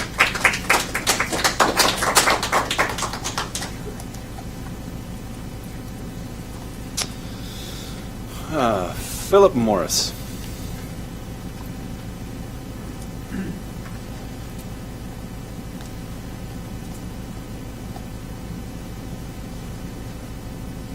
My name is Philip Morris. I live at Rosewood, 275 Rosewood Street, Woodland, 98674. The reason why I'm here tonight is to address the logistics of gridlock in this city and what you're going to do before you have those logistics settled. You're not looking at those logistics. You're not approaching them. At least wise if you are, you're not telling the city about them or the citizens. I have talked to the county in both Clark and Calhoun County today. They said no annexation will be done until there's an application done and a hearing and a review. And it could take a year to review it. They're opposed to any annexation of roads or anything at this present time. I've talked to the Wildlife Urban Renewal People Manager, and they have a concern because they have not heard anything about urban renewal. I even talked to the Department of Interior. They have not heard anything from the city or from the state on urban renewal. So where does this all come from? I'm not opposed to expansion in some areas, but to do what you're planning on in those areas are going to put the city in a hurt. The logistics of roads that are bad, that need to be repaired, we have a lot of those here in the city. Intersections have to be redone. The city thinks that roundabouts is the only way to get through them. Most people don't know how to use roundabouts. In Europe, their roundabouts are 10 acres with 3 lanes. You got 1 lane and probably a quarter of an acre. And you sit over here and you see the traffic coming down the road at 7 o'clock in the morning. 200 cars will go through that roundabout. Then they're packed up over here at 21. I talked to the State Highway Division today. They said the only thing they can do is readjust the on and off ramps into the city. There's nothing they can do other than that. They said that will not alleviate the gridlock that's going to happen. They're fully aware of what's going down. They said they cannot build any new on-ramps, off-ramps. They just don't have the land. They have to build or take out buildings to do it, and the city's going to be part of that. So how are we going to get through the fire trucks, the police cars, ambulances, through that kind of gridlock? That's a safety hazard. I've read the urban renewal plan through the state of Washington, and in the urban renewal plan states that you have to show the benefits to the citizens of the City of Woodland on this urban renewal. Plus, you have to show the safety aspects for the people in the city. That's not being met. So where do we go from here? I think we better back up and start pouring the foundation first before we start putting building on top of it. If not, your house is going to crumble and everything else. You're going to have a lot of problems. So we need to start looking at the safety for the citizens who pay the bills. The other problem is high-density housing, which are apartments. The city or the school district will not collect any taxation for education systems. The citizens in low house or single-family housing will end up paying for that education. I don't have any problem putting kids to school, but I'm still paying $65,000 on my school loans, and I'm retired. So where does my relief come from? It doesn't. They just keep piling the taxes on me. So when you do that, you put all these people in this area. You got school buses. You have probably up to 1,000 more kids. The school system now is bursting. They have to look for a new elementary school in the area, and because they have to build it. You do that, you're going to have to build a new high school or expand the high school, junior high school. It's coming a wave right now. The other problem is I talked to some of the city council members. I asked them about the sewer, and I also contacted the Washington State Environmental Department. The sewer system at this time is maxed out. I know Travis will disagree with me, but according to the State Environmental, they said it is. According to the City Council, said it has to be moved. They don't have the money, they don't know where the land's going to come from, or the construction to move all the piping. Plus, there's other interior stuff with the construction behind my house. The state's told the city they're going to have to widen Atlantic Boulevard. There's no place to widen it. The city wants to push the fence back. The state said, no, you're not going to do that. You got to push it back into the city. Plus, they've told them they have to reconstruct the on-ramp there at Atlantic to accommodate all the extra traffic that the RV sales yard is going to accommodate. And there'll be a lot of it. The other thing is, Travis made a statement last week about traffic in certain areas. He said it'll just be from the homes that are there. Well, according to AAA, most homes have 2 cars. You put 600 homes out there, you're talking 1,200, 2,400 trips all day long. That don't include FedEx, the post office, UPS, the school buses, and those things, and the city driving in and around to do things. You have all that aspect you have to look at first before you could say, yeah, we're going to annex or we're going to file for the county to annex. It doesn't work. So like one person said, you're putting the cart before the horse, and you want to push it uphill on a snowy day. It's not going to happen. So these logistics have to be met, or it's all going to collapse. Thank you. Mr. Morris, you are a city resident? You're a city resident? Yeah. There's a vacancy on the Planning Commission. Pick up an application. No. I would say that to any city resident that stands up and speaks. There's a vacancy. If you want to get involved, there's vacancy. And there's committees, and there's Park Committee, and there's Lake Committee, and they all have vacancies, and they're looking for citizens who want to be involved and spread the word so that there is more input from the citizens, because that's why the rest of us are sitting up here. So I don't mean to insult you. I mean to encourage you.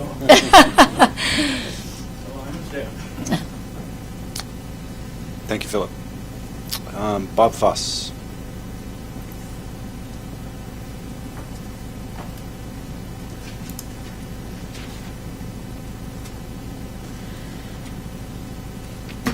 How you doing? My name's Bob Foss, 670 South Pekin Road. I've been coming to these meetings, and I'm not a city resident, okay?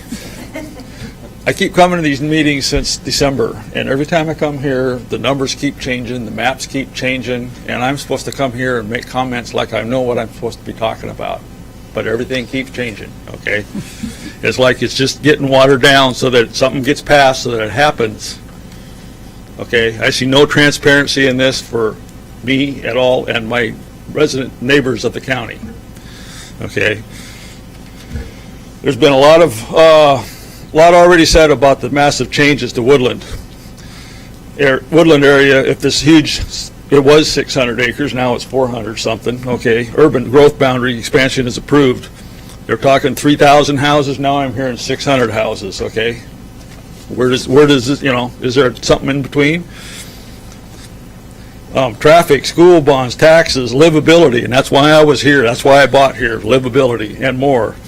But I haven't heard much about the environmental impacts. In a notice from the Community Development on December 27th of 2018, it is stated in Section 3 that, quote, it expects to issue a determination of non-significance. This is 600 or 400 acres of woodland bottoms. There will be thousands of cubic yards of rock and fill dumped on this area of sandy loam soil. I mean, it's nice stuff, okay? There's also Wallace Slough that runs through this, okay? How this cannot be significant, I don't understand. This area is almost ringed by small acreages and farms. I live here. The proposed development is in the front of me, and the dike and the river is behind me. What will happen?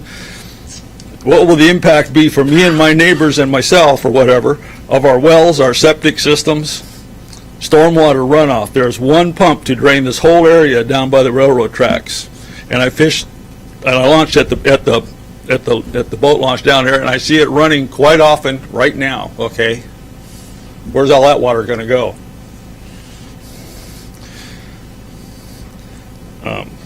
Heavy rainfall, whatever. I mean, is my house going to be a moat for this prize development you guys want to put in? I don't know.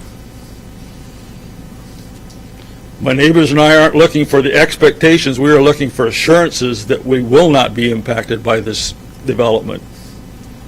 Thank you. Thank you.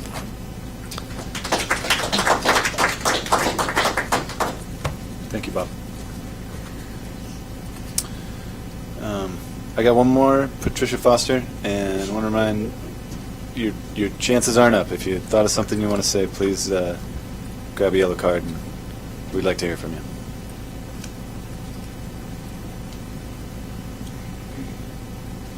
Most of my statements that I plan to present have been covered by other speakers, but I would like to express my concern that it seems like the city of I'm so sorry. Patricia Foster, 174 Moonridge Road, Woodland. I would like to express my concern that it seems like the City of Woodland has budget problems. And it seems like the idea is to balance the budget by getting more developments in so that there will be some kind of income flow from those developments.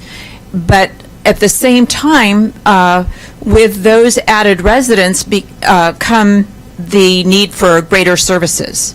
And it's my understanding that the sewer system, sewage treatment plant has to be replaced. Is that correct? Not anytime soon, no. Okay, the water system, was it the water, something with the water? No, I'm mistaken. All right. At any rate, the quality of water I find questionable. When we are served the sacrament in our church, you can smell chlorine through our whole chapel. And so I think there's some basic things that need to be worked on, like the roads and the water and other things, before more development is approved. I think that the city should handle the problems that are here and not plan to balance the budget with new developments and still not have money to address the existing problems. Thank you. Thank you.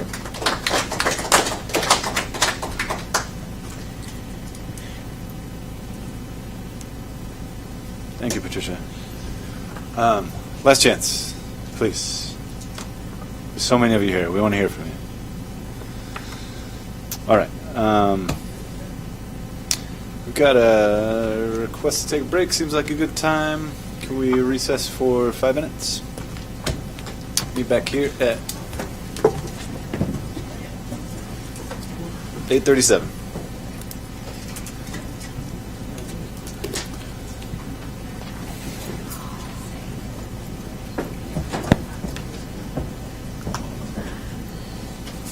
Residential, they're smaller parcels, but if I remember back when I first moved to Woodland, it was literally a rural community, and it felt like it. Now, with having this confronting the residents that are currently here and that have been here for 20 to 30 years, see this much of an expansion all at once to include that large amount of area for urban growth, it's incomprehensible to me to do it all at once and to have everything in place before the development actually occurs. And I would just suggest that the commission get together and hash all these different issues out and make sure that everything is in place that can support that kind of a housing project. Because more or less, that's really what it is simply put, is a housing project. And without a doubt, developers can come in and rectify some of those issues, but not totally. It still takes a large role of play by the city itself, hand in hand with those developers, to make all this come together. And over time, I'm sure it can, but it's an awful long process from now. So, thank you. Mr. Plumley? Mr. Plumley? Plumley, right? Mr. Yes, Plumley? Plumley. So, you must live behind the walnut orchard. I do. So, earlier this evening, scenario number 1 on the map is your backyard. Yes, I'm the first. Oh, I know which one you are. Okay. Because of your address. So, you heard Travis's conversation. So, I mean, the application for that is withdrawn, is my understanding, but it is under discussion. That the discussion is from the railroad tracks to the river. That's the conversation. Yes. And the conversation in the planning report was to see the ground behind you be reserved for a commercial or light industrial use. And I thought now would be a good time to see what you thought about the walnut orchard. I don't. How do really, you feel about the mini storage behind you? That's new. I to don't you. have a problem with that. I really Okay. don't. I guess from my point of view, it feels like I'm kind of being pushed off in a corner in a sense, because we've got 4 homes right where I'm at. It was a 5-acre parcel subdivided into 4. And it used to belong to the Ferguson family. Okay. I'll take your word for that, because I came in 1993. So, but it's kind of unnerving, because now it would be pushing closer and closer. My biggest concern is really the one way in, one way out. I mean, The transportation? yeah. And right now, the traffic that uses South Pekin alone, surprisingly enough, being a dead-end road, it's amazing how much traffic travels up and down that road in one day. It's not anything like the east side by any means, but it's a whole lot more now than it used to be, and understandably. I mean, there's more people driving, more traffic through the area. You've got the Holland Bulb Farm down there that creates a lot of visitation throughout the year. And we have the Parks and Recreation boat ramp down below on the south end, and they use that a lot too. But I don't like the fact that I would be looking out my driveway and see 500 homes by any means. I do respect the fact that if homes do go in over there, that they're parceled out. It's not, stacked one on top of the other into a huge suburb. But that land back there where the walnut orchard is, I don't have a problem with it being industrial. I don't think. I'm not really. Would you prefer it be something else? I would prefer it not be residential. You'd rather keep the cows? You'd rather keep the cows? Yeah, you have to get used to the smell, but yeah. Did you serve? Are you a veteran? Yes, ma'am. Well, thanks for your service. You're welcome. You're welcome. Yeah. Any other questions? That was enough for me. I just wanted to get your input. No, I don't have a problem with that. I mean, if they develop it into a business, it's there for the taking, I guess. I'd like to see it. I mean, I know there's a lot of commercial industrial land up on the north end off of, Dyke Road. yeah, Sherman Way is what I was referring to. That's still vacant and open up there too, and there is construction going on up there now. But yeah, eventually it's going to grow, and I understand that. But you know, for as far as residential down on our end, I would rather not see an influx of major construction. You know, I'd rather keep it rural like it is, if possible, as much as possible, I should say. So, thank you. Thank you, Steve. All right, Travis, did you want to add anything else Do you have any specific questions public for me? testimony? Any more questions for Travis? But if you have none for me, the applicant might. Yeah, I'm guessing. Well, no. All right. In that case, Steve, come on up.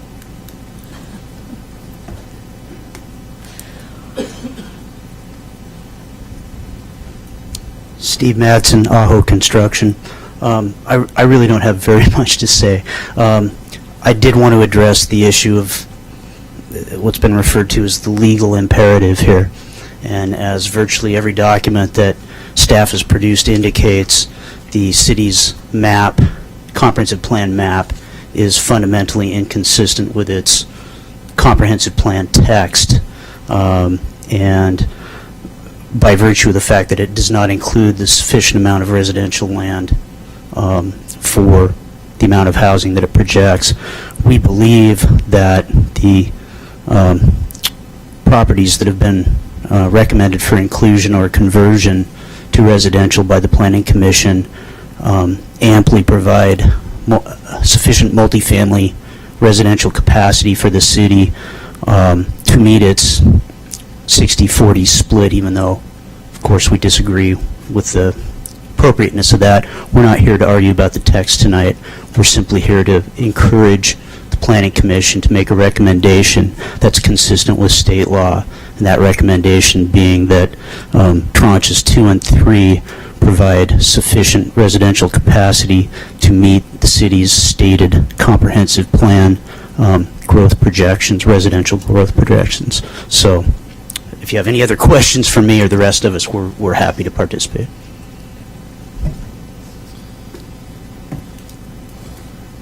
Great. Any question for Mr. Madsen right now? Thank you.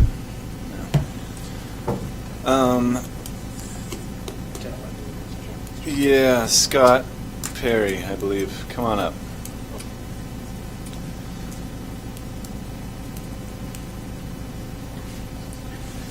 Scott Perry. I live at 180 South Pekin, and I agree with everybody. When I moved here, there was no Raspberry Park. My wife thought it was really cool that we had berry fields and so forth out there. And I told her then, I said, well, there won't always be berry fields. And about 3 years later, they weren't. And I really understand, I've been in all the traffic issues that we have and so forth, and understand that it is a serious situation. My concern is that I realize there's multiple steps that we have to go through in order to address some of these issues. And my concern is that if the city doesn't take the first couple of 3 steps in order to take some control down there, and when I was on the city council, I tried to get this included in the urban growth, and I was one voice of, because I knew that that is the only way we have to grow. And if we don't take some control of it, my concern is that the county will allow it to be developed, and we won't be a part of it. Benno has proved this. He's already got developments that have been approved by the county to develop, a good portion of the properties down there. And I like Benno. I wish him all the luck in the world. But every single one of these, and he's only one, but these large property owners, they will develop the land. And unless we have some control and so forth of it, and I'm really, really glad to see Travis. I think he's very well prepared to guide us, and I'm just very thankful that he came along when he did, because before that we didn't have much in planning. But my concern is we really do need to do something, or they will go around us and it will be developed. And as that's developed and the roads are used more and more and more, if the city isn't getting income, I took a quick minute today and I said, we developed 11 lots out on Lilac Lane here this last year, well, over a couple 3-year period. This year it produced almost $50,000 in taxable income. And just from the basic building costs, and quite frankly, the developer, he could probably get up and tell us the kind of money he spent doing it. But anyway, it generated for the city about $250,000 over about a 2-year period. And I think generating this kind of income is the only way that we're going to fix our roads. Address the exit 21. Nobody's going to address it for us. And if they go around us and, begin to develop the land and so forth, and we're not a part of it, we'll see the impact, but we won't have any resolutions, because money is the issue.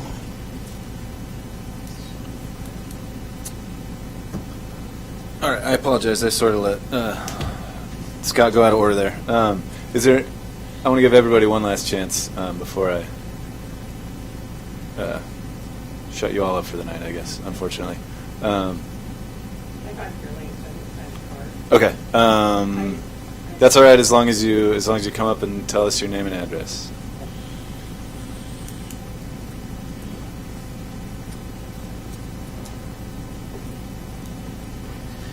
Whitney Rabb, 115 Mackenzie Road in Woodland, Washington. And I was here a few weeks ago, and the only thing that I didn't remember when I got up here was one of my biggest concerns, I guess, with the other big ones, is how much water access we actually have from the rainy water system. Because I know in the summer times there have been voluntary water shortage, there's been water shortages that they've put voluntary measures into, but we get our water from an aquifer. Everybody thinks that we get it from the river, and I'm curious what our capacity is, because if we put in 6,000, or not 6,000, if we add 6,000 residents, how much water do we actually have without finding a new water source? We can build new treatment plants for the waste. You can't necessarily get more water, which is one of the problems that they have up on Green Mountain with their project, that they're wanting to access our services because they don't have water. As well as, I know a lot of people with all the building that's going up in the hills in the east, is their wells going dry, I'm assuming because there's so many people tapping into the water system. And if they're taking the water upriver, that's going to affect how much water we have in our aquifer as well. So that's just my question. So, and I don't know if it's ever been looked at. Thank you. Would you mind filling out a card just to make it easier for the minutes? Awesome. Thank you so much. Travis, would you please address that? Because you and I have had this discussion, and it's part of the public record, but I think it's important that you reiterate your previous position.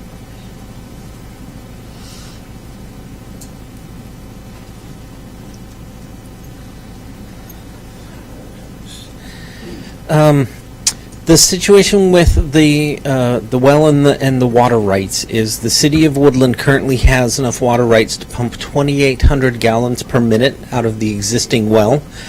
The well was recently refurbished, and it is adequate. My understanding is it's currently at a depth of about 35 feet.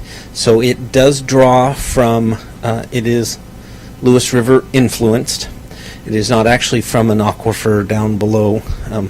It's river influenced, and the existing system can pump up to the capacity of 2,800 gallons per minute. My understanding is the well could actually pump more than we have the right to, but because we don't have the rights to do it, we do not. And the way the water system works is it pumps throughout the day, but generally what happens is it recharges the storage facilities during the evening when the water use is lowest. So it pretty much pumps all day, or it drops, or it turns on and turns off based upon the level in the water towers. And so I'm trying to think of the term for them. It's been a while since I refreshed myself on this. But we actually have in our water plan that we are going to be building another million gallon storage tank. That's the word I'm looking for, storage tank. We do have it in the budget and in the water plan to build that 1 million gallon, but that's current need. And we have a 500,000 gallon tank that currently has some leaks in it, and so they're constantly doing maintenance and doing repairs on that. So the existing system does have maintenance, a schedule, but the capacity of the well is adequate. The treatment facility. The question was brought up about why does it taste or smell like chlorine. Part of that is because it is essentially a surface water withdrawal. We pump it out of the river and into our system, so it has to be treated, and then it mixes in the storage tank, and then as it's distributed throughout in town, that's why it's treated, because it's basically a surface water withdrawal. Any other questions about that? Yes, I do. Okay. All right. I recently attended a meeting with Ecology and Cowlitz County, where Ecology brought up the restrictions in the Lewis River Basin. They said that only 296 houses could be built using wells because of the impact on the Lewis River.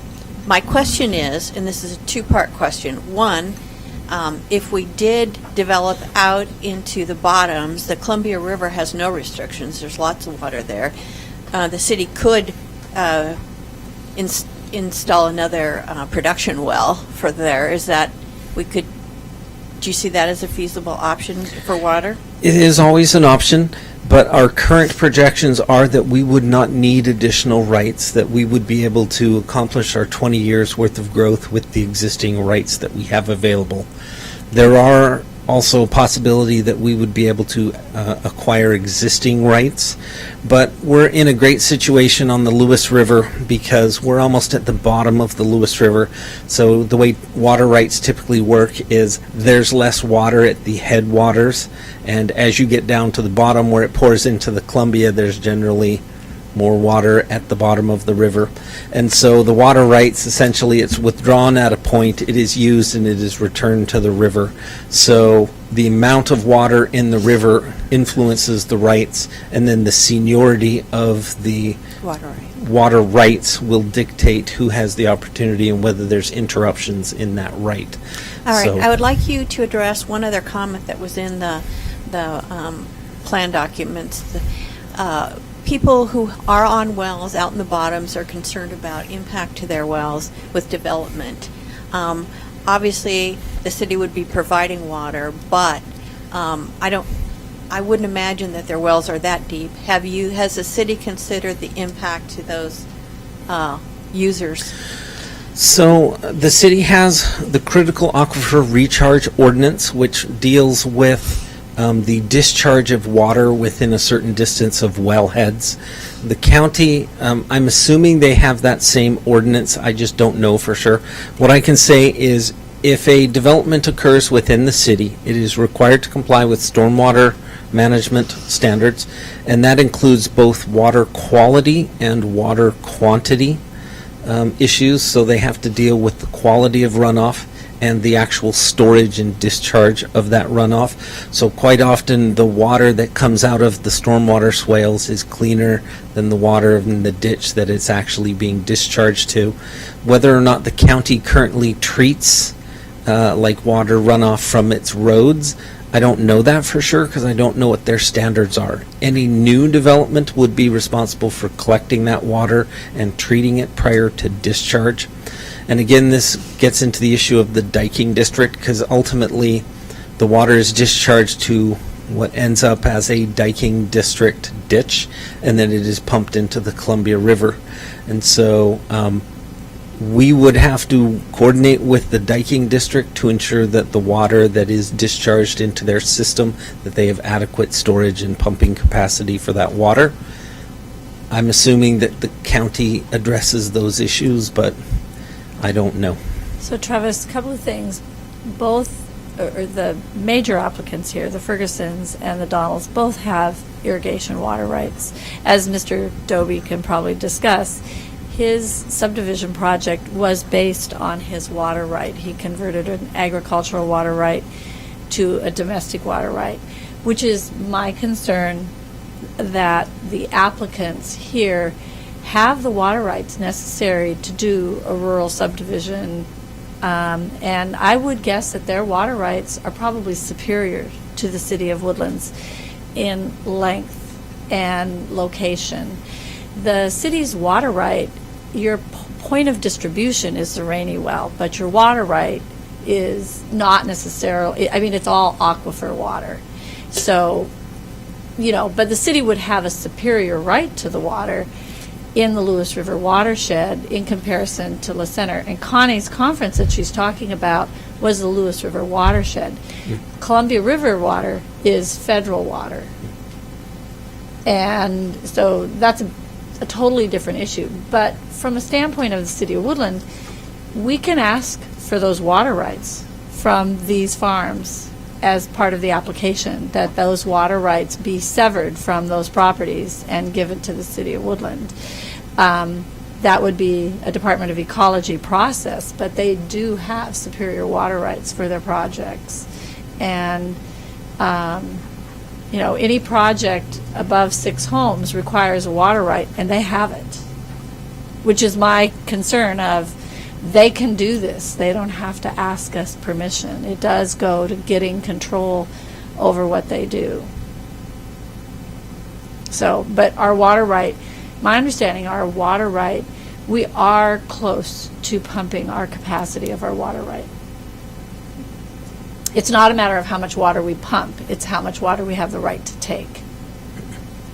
Yeah. You discussed that earlier in your staff report, and there was adequate for this, but at some point in time, we will run out of necessary water for expansion. Yes, and that is true.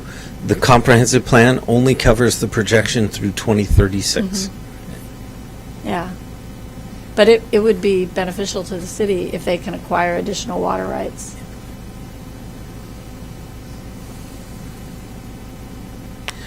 Anything else? Thank you.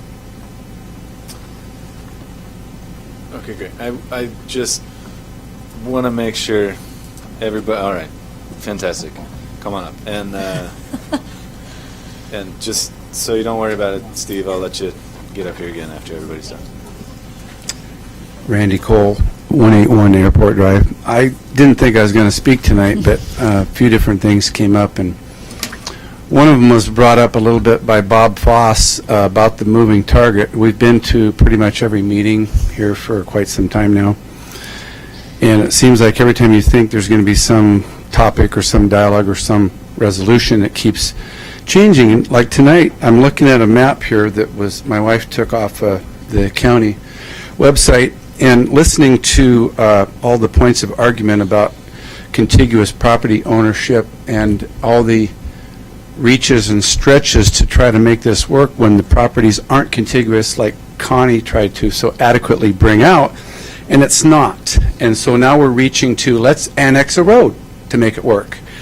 Let's just decide what we want that's best for this growth, because it has to happen. So let's just bend the rules. Let's just fabricate something to make it work, rather than working in with normal statutes or normal confines that dictate this type of procedure. And it just feels like no matter what resistance shows up, there's going to be some little backdoor maneuver brought out to get this procedure through. And I feel like it's the tail wagging the dog.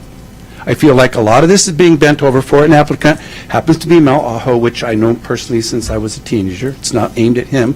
He happens to be the applicant, so there's a face and a name to the applicant. But I feel like no matter what happens, no matter what is brought forward for consideration, the tail keeps wagging the dog, that we're going to get this through.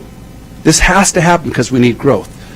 But we're going to overlook the SEPA, we're going to overlook the traffic, we're going to overlook the water rights, we're going to overlook this. It's like, really?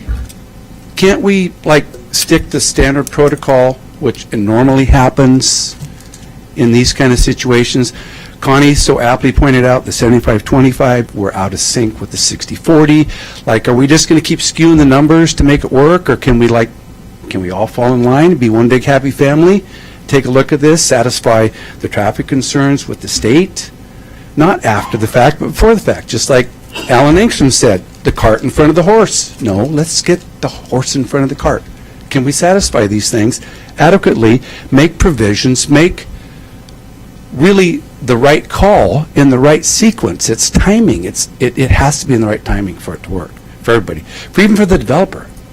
I mean, these things have to be in place for their facilities to work properly too. So I just think there's just so many things out of sequence, and no matter what we come up with for articulate points of contention, we find some backdoor way around it. And I just think it's almost shameful that we can't, like, just look at it for how it really is and find justification to make this project go through, or a project of this size.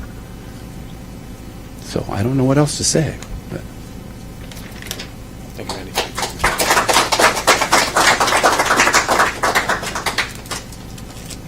All right, I'm not giving up. Is there anybody else? All right, great. What's it, Ferguson?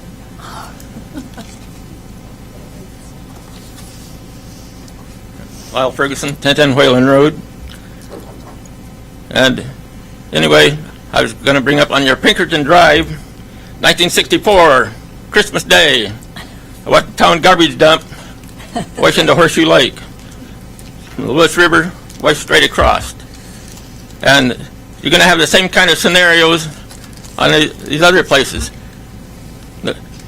On the development on Horseshoe Lake, they took the dike out there.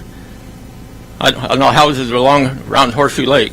They should never have done things like that, because all this was flood protection. Kate Blum would have turned over in her grave if she saw what was happening to her property there. But anyway, things like this aren't helping our situation here. And when Waltz meets taking these trucks down Whalen Road, they need to slow down. There's so much vibration there. My neighbor's block barn is trembling, coming apart. He had to reinforce it because of all the traffic coming down Whalen Road there with all these trucks not obeying the speed limits. They need to lower the speed limit for trucks. And I'm not aware of, you're trying to put a road under the railroad bridge? Is that what's? Not going to happen. Not us. That was Travis. Oh, hey. So, oh, okay. So anyway, yeah, there's, as far as I know, there's the diking district's the only one that has an easement there, and no county road. So, but anyway, yeah. So it's all their access. That's what they're trying to shove it down on all the farmers on the west end of the railroad tracks from putting all these in there, because everybody's going to be going down Whalen Road to skip all your intersections here inside the city. So I think you need to do a lot of fixing before you put all these people in there that you're trying to develop.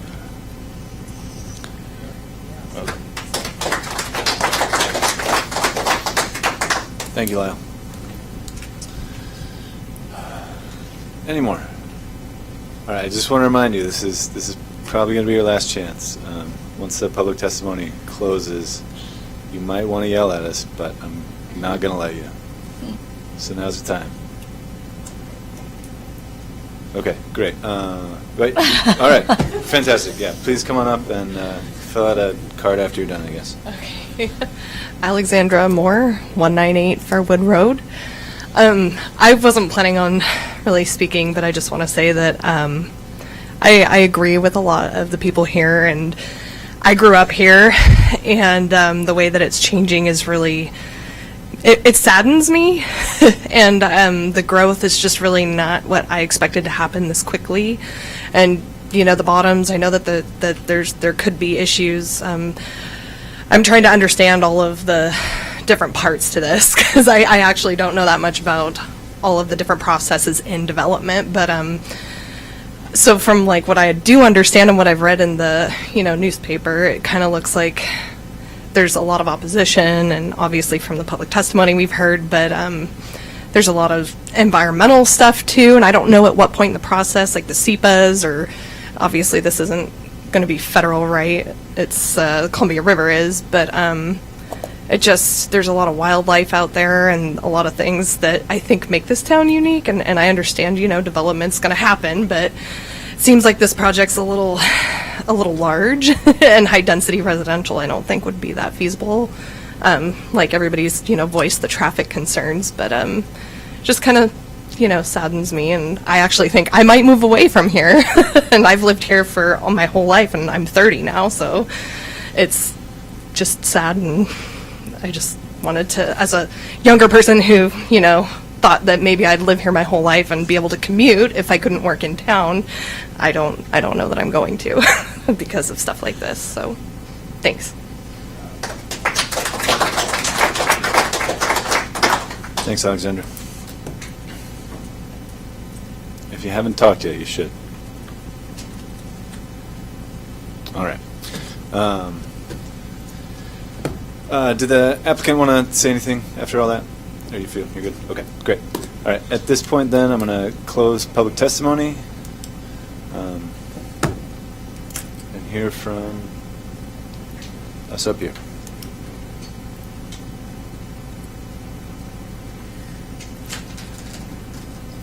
I'll go ahead and start. I heard a lot of public testimony, and most all of it against the growth. I've heard a lot of put in the infrastructure first, and then the development. I think that what's an aspect that's pushing this on, what feels like it's pushing it on a lot of people, is the fact that all these properties can be developed now through the county. These impacts are coming whether we do anything, whether we adopt it in our growth boundary or not. And I think it would be better if we had a say in it rather than have Cowlitz County determine what will be done. And the traffic's still going to hit the roads.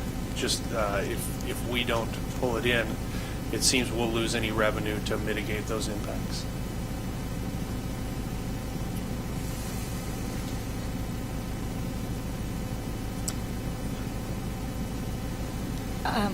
Travis, I think this is a question.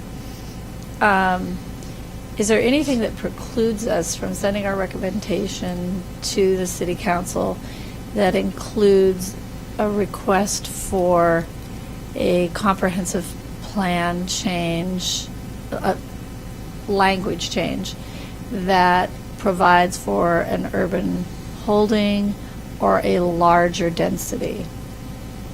So can we require, I think our maximum, or I think our largest lot size is... You mean a lower density, I think. I'm sorry. A larger lot size. I think our largest lot size by ordinance is 8,500 square feet. 10,000. 10,000.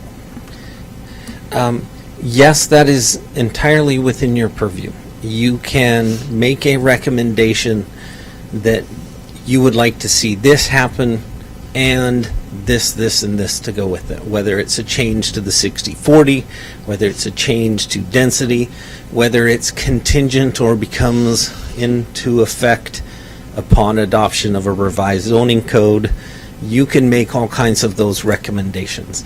And the City Council can take those into account. They could delay their decision until you complete some of those items. They can take your recommendations for what it's worth and do something totally different that they want to do themselves. Okay.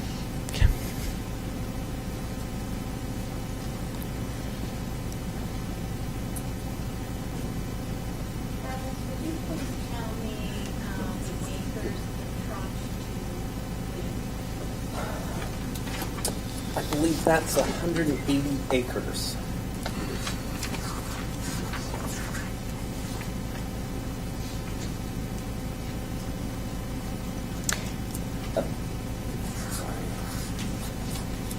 And my understanding from what I read that you did last week, that we have to do entire tax parcels?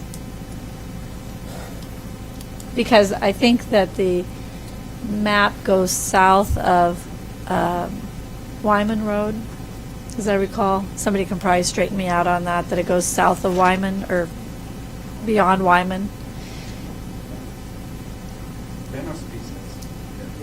Okay. I'm talking in particular the Donald parcels extend south of Wyman Road. I'm looking at all the neighbors nod. Yeah. I want to say the answers to that is yes, but my understanding is the Peony parcel was not entirely brought into the city urban growth boundary. Gotcha. Okay. So we can draw the line wherever we want to. Okay. I'm concerned about the issue with the city limits, the county roads, road maintenance, road improvements, and I'm very concerned about traffic and the impact that it will have on the city and the residents. It's my understanding that the developer is 100% responsible for infrastructure improvement, and this will take time. I want you to be specific and clear on that issue. This improvements, if we did all or part of this, the financial responsibility, I mean, the way I've looked, if we did the whole thing, I mean, it'd be $8 to $10 million in improvements with infrastructure and everything, and to consider how to get people from there to I-5 and through town. I mean, I'm not the greatest with numbers, but it's going to be more than $1 million. But I'd like you to address this because I guess I would like to see an urban holding and maybe look at certain parcels here so we can do a combined recommendation on to expand the urban growth boundary. We could do potentially recommend an urban holding, or like we could recommend potentially that scenario number 1 be a recommendation could be approved for inclusion and in an industrial classification. So I just need some clarification on this, Travis. So I'm trying to bring up an example that will help us.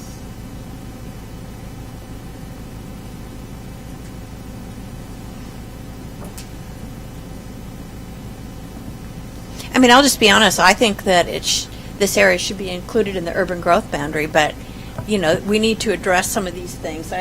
We need to address some of these issues, and there needs to be a phasing in and a plan, and I don't like the idea of the high-density residential, so I think we as a city need to deal with these issues, but I also concur that if we don't include these properties in our urban growth boundary,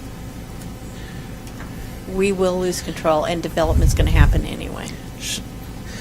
So this is probably a great parcel for us to have this discussion because it's immediately adjacent to a city road.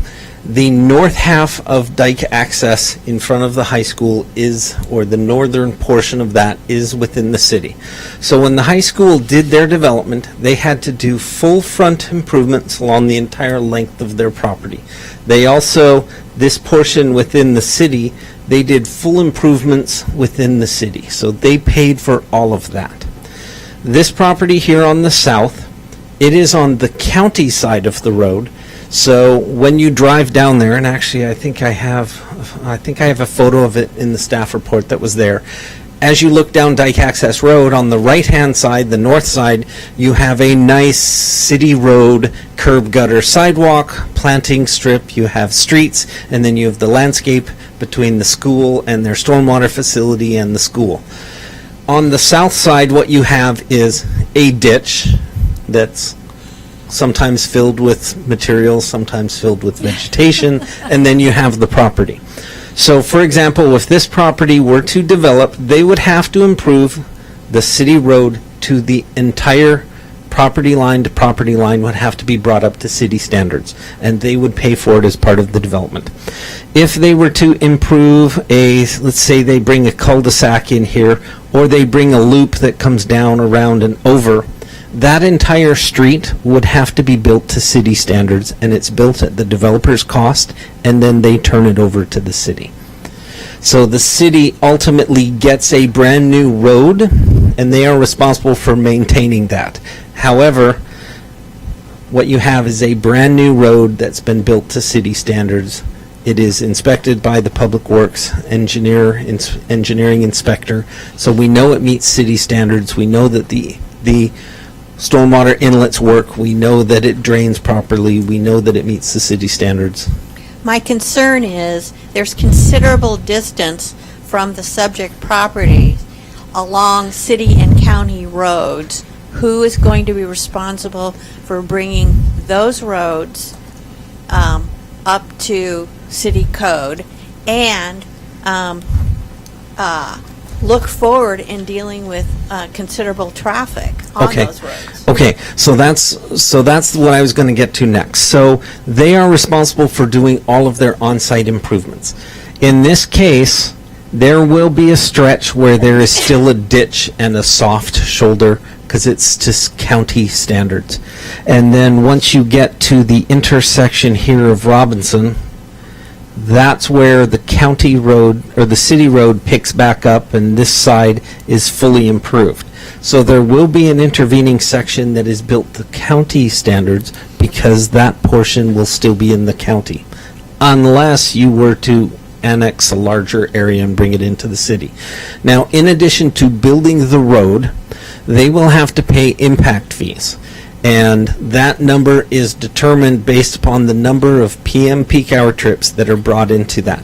So theoretically, those dollars, let's say they put in 50 lots and it raises $48,000 worth of impact fees. What the city is responsible is using that money to work on problems that are made worse by that individual development. So theoretically, the city could use that.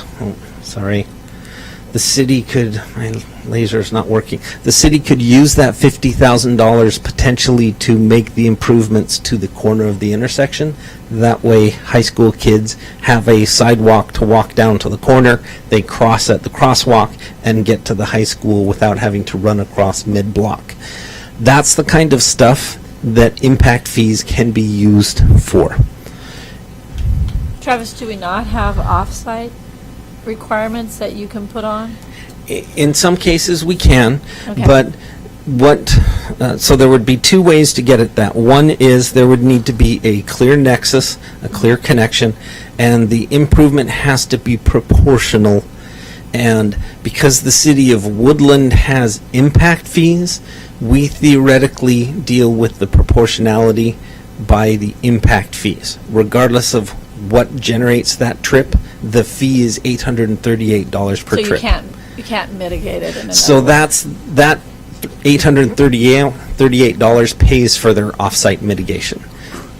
So this, Brian, one of you planners may know this. thought when you were adjacent to a school, that the school got to weigh in on access, pedestrian access. I believe there's a state law that requires if the students aren't bused, that you have to provide a safe walking path. Yeah. Is that what you're talking Yeah, that's what I'm talking about, like, that they might be forced to put in a stop. This particular applicant might have to do much more than they anticipated. They probably have a sidewalk there just because of the road frontage improvements they'd have to do. But they might have to put in a sidewalk up to the nearest crossing. Correct, They yeah. could. Yeah. And there's no sidewalks connecting any of this to our existing elementary school. So there are a couple ways that you could do that. The city could have the developer propose it, and they could do what's called the latecomers agreement, which basically means, let's say we're talking about this stretch of driveway or sidewalk right there. They can install the sidewalk on behalf of the city or on behalf of that property owner. And they would get an IOU from the city that says when that developer, when they tear down the old house and they put up 4 new houses, they will get their money back for that sidewalk because it was already installed, and it saves them from having to install it at a later date. So that's called a latecomers agreement. The other thing that they could do is they could potentially get impact fee credits.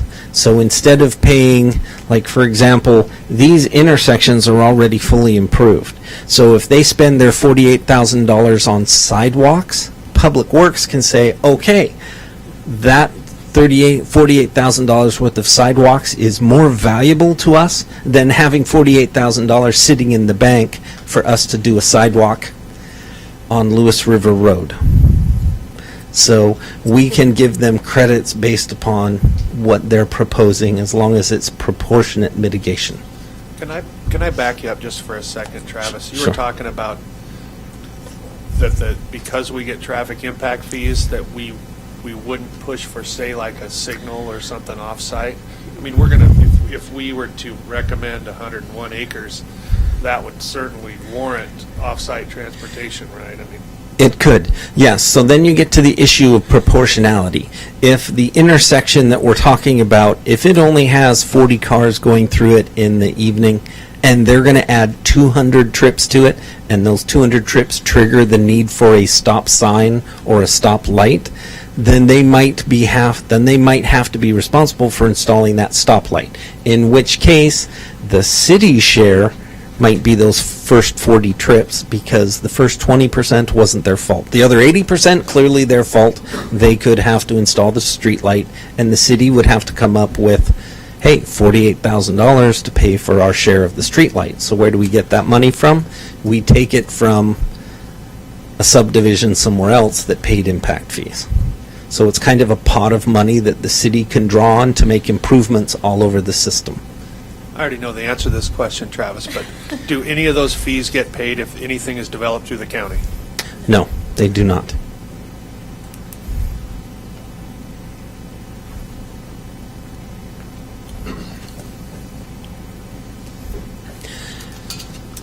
Water and sewer is kind of the exact same situation. Do you want me to go over that for you? Or really, the street kind of explains that? No, I just, I don't see how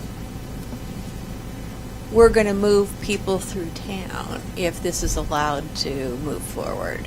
It's a lot of people, it's a lot of impact, but I do believe that we need to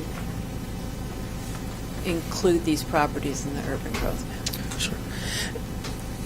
And I know there's not a question there, but can I give you a quick answer to that, what I think you were getting? So go ahead, please. So the city is currently engaging a consultant in the study of Exit 21. We can spend that money to look at our existing problem, and I know from having looked at the data that it appears at Exit 21 that 20% of those trips take a right and go into Clark County. So what that tells me is 1/5 of the traffic during rush hour goes into Clark County. If we are not going to talk about our comprehensive plan, then we will have to consider the 20% of the people who live in Clark County and are not paying taxes are not contributing to our road fund, we have to basically consider 20% as their share of the fix. And if it was 60%, then our primary goal for fixing exit 21 is to get people into Clark County, because they represent 20, 60, 40% of the traffic at that intersection. So we don't need to worry about getting people into downtown or onto Pacific, because our goal is to get people up the Lewis River Road or into Clark County. But we want to figure out where our future growth is going to go, because if 20% of our growth is going to go west or south, then we need to design an intersection that fits 20% of the traffic going west or south. All of a sudden, Clark County is much less important because coming into downtown is more important. But if we're going to pretend that we're not growing on this side of town, then we don't need to worry about that. I will stop advocating for the downtown and south of town because growth is not going to occur. We are literally at the stage where the engineer is waiting for the outcome of these decisions.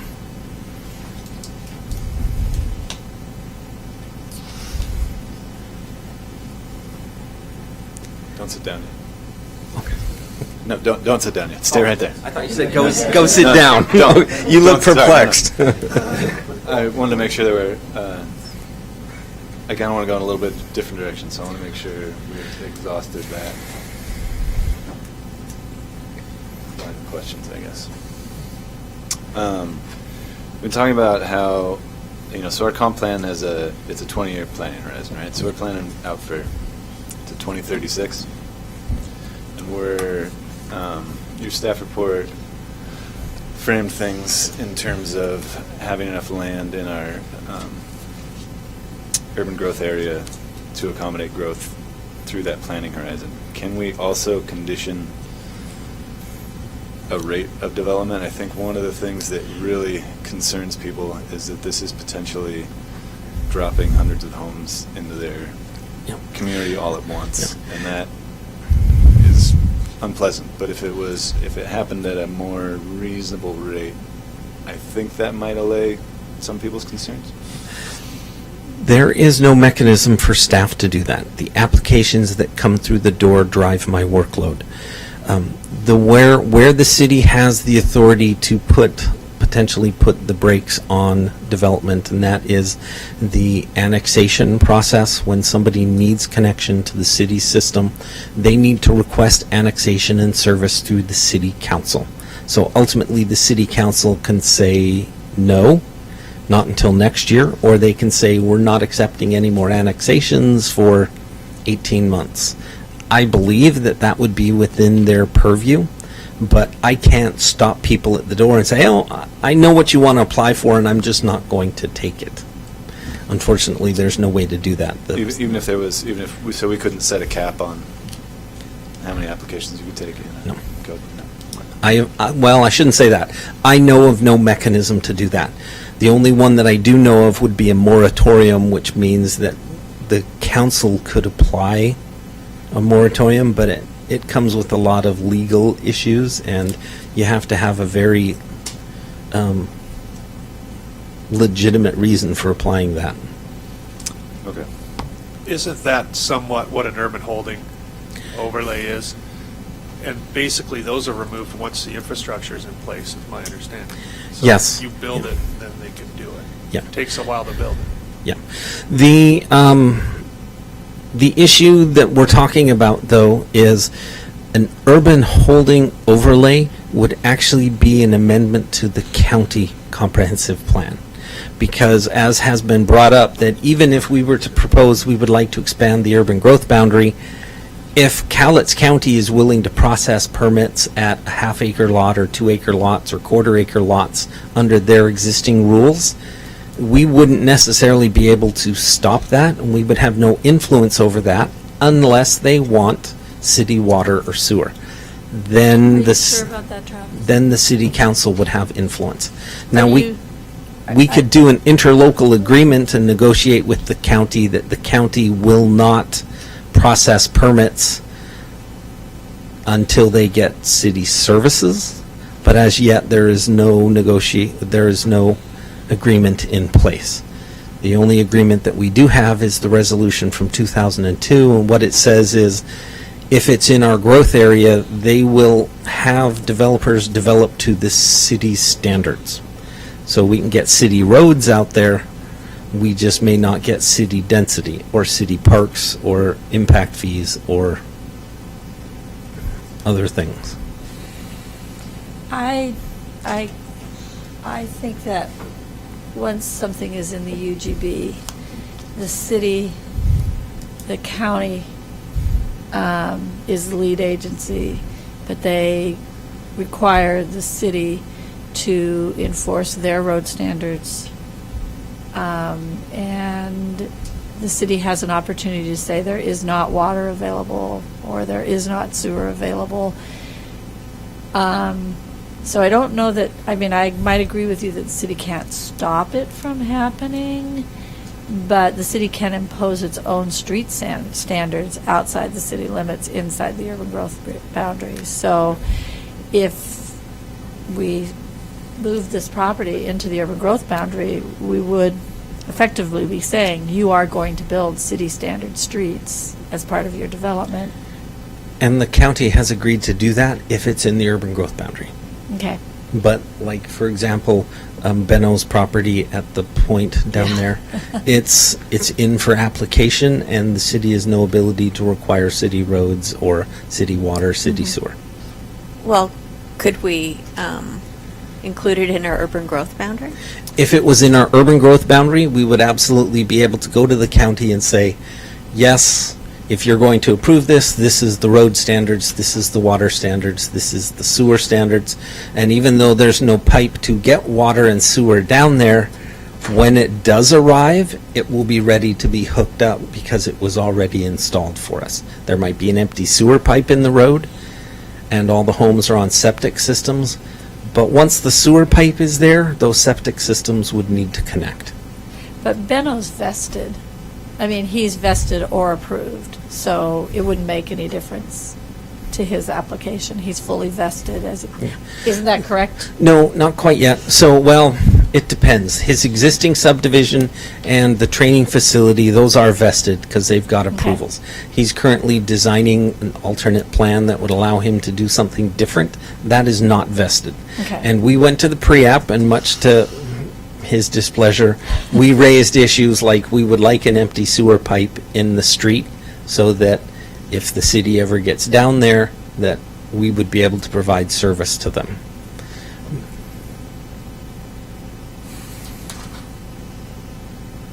I've made the SEPA argument, but I don't know that I will necessarily win.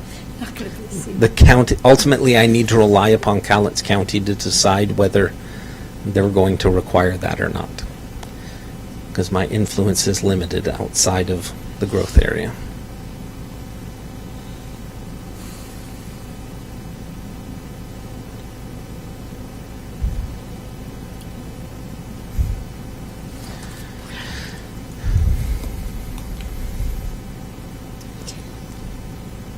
I'm just going to ask the question. Okay. How do we take it into our urban growth boundary, but not demand the development and at this time without dealing with the transportation, the infrastructure, and how would you do that? That's a good question. Having a master plan, let's say we're talking about tranche number 2. If they were to master plan the Donald and the Ferguson farm, then at least we would know that they have a formal proposal that would give us some certainty into the future. And if that master plan were to include city standards, city roads, city water, city sewer designs, and Cowlitz County was actually the one that took the paper in, processed it, and gave them an approval, I am not such a control freak that I need to be the person who date stamps the paper and to reviews it. If the city standards are met and the larger staff down at Cowlitz County is willing to do the paperwork and the public hearing and the city and the public engagement to get the subdivision reviewed and approved, I'm not against that, especially if it saves the applicant time and we're going to get the same product. I don't Do we have get the same fees? So the application fee for the subdivision, the answer to that would be no. But with a condition that I've attached, which basically says prior to connection, they would have to do an annexation agreement. So theoretically, before they connect their water main to the city system, we would get an agreement that says they're going to annex. And then we would get $5,000 per lot or And whatever? we would be able to annex the subdivision before any houses are built. Or after the first 10 houses are built, maybe that's part of the negotiation. They need to get some product built so that they can sell 10 houses, which will give them the money to pay the $1 million worth of school impact fees. And then the first 10 houses fund the giant paycheck that the school district and the water system and the road system, though that would all be part of the negotiation process for a master plan, in which case that might be a better product than a planned unit residential development. Travis, aren't the impact fees due when they pull the individual house permits? When they pull the building permits, yes. So the subdivision can occur in the county, and we don't start losing impact fee revenue, and the school district doesn't lose revenue until they start pulling houses. And I'm sure that they want to build the infrastructure and wait a year for annexation to build any houses. That sounds like a great idea. I don't think so, Travis. well, and that would be part of the developer's agreement that we would need to work out with them, and it would be part of the master Okay. plan. All right. So that's the only method that I could think of. The other thing is the city council can say, okay, we're not going to kick this into effect for 30 days. And they could authorize the staff and two planning or city council members to set up meetings with the county planning staff and the county council, and we'll negotiate an agreement that says they agree to apply city standards, and we negotiate an interlocal agreement to how they will treat applications that come in the door. Or they could delegate their permitting authority to the city, in which case it's county land that the staff is applying and processing the permits. That could be an interlocal agreement, and the council could authorize that negotiation prior to adoption of the comprehensive plan. The question is, would it take 2 days or would it take 2 years to get an agreement with the county? That's kind of the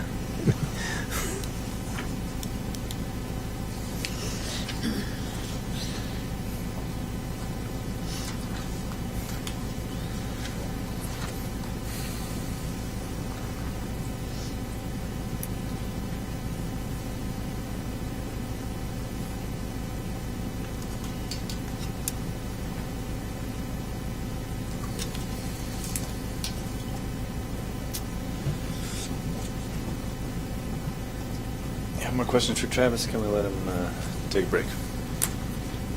He's close by. We can always drag him back up here. Thank you, Travis.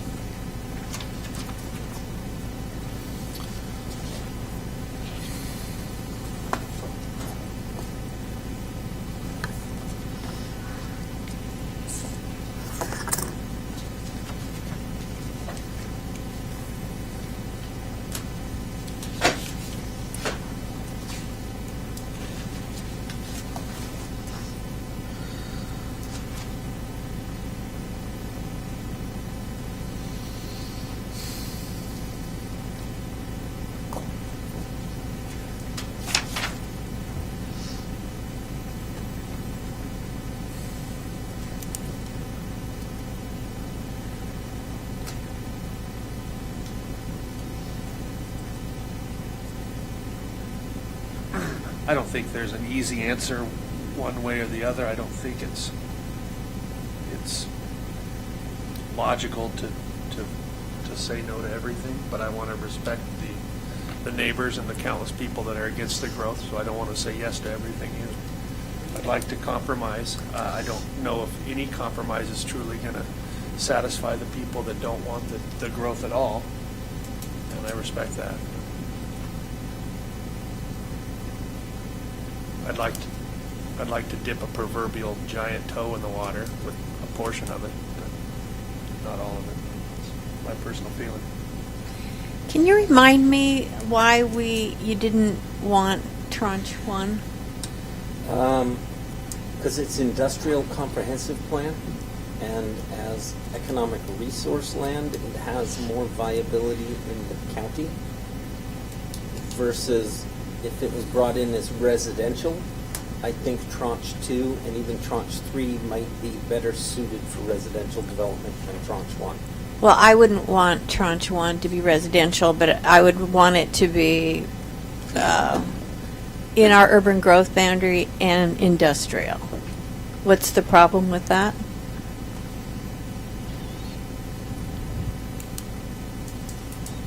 And I might have misunderstood you earlier, Travis. I thought you said that the request for tranche 1 was to go residential. What's to go residential? Okay, so And if I we was- said yes, we'd be saying yes to residential for tranche 1. No, we can say anything we want, can't we? Well, we can recommend change, I guess. I was thinking commercial because there were so many acres of existing commercial that was looking to go residential.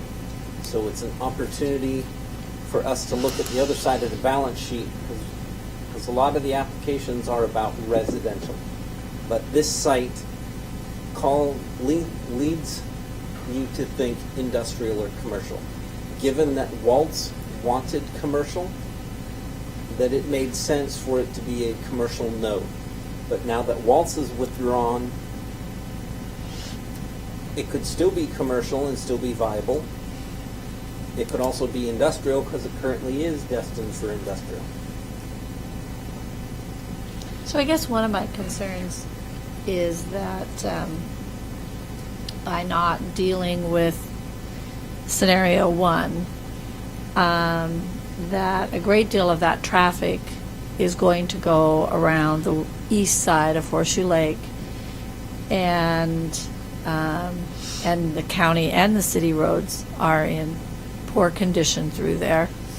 And so the existing traffic from this area of the Woodland Bottoms, that is the only traffic that travels over that road. I mean, very few people from the city, they walk around that end of the lake, so they don't. So that shows the impact of our residents outside the city on our streets, because that's a section of City Street and it's shot.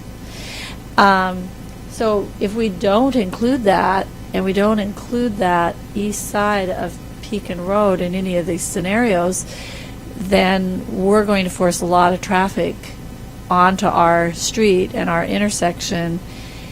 It seems not very wise to leave that out of the equation to me.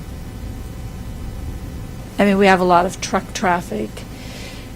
I don't know that the cows go through there, but we have a lot of traffic on that street, and it's, it feeds right into our traffic snarl up at exit 21. Travis, earlier you said that if one of the drawbacks that you saw from bringing tranche 1 in was that we'd have to redo the shoreline management program. I don't understand that. Why would we have to do that? Because it's not currently on the city's shoreline map. It's on the county shoreline map. So we'd have to update our map. So we need to update our map. But is that a big deal? It's not. Well, we're trying to update our comp plan map, and it seems Good like point. a bigger Good deal. So, my opinion, it's not a big deal. But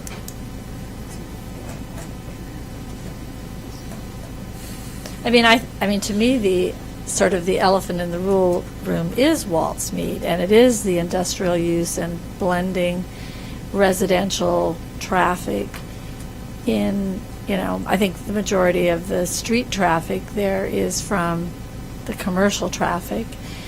And if we're talking about revenue, I guess it would be nice to have the sales tax revenue off those businesses over there. That's what I was thinking.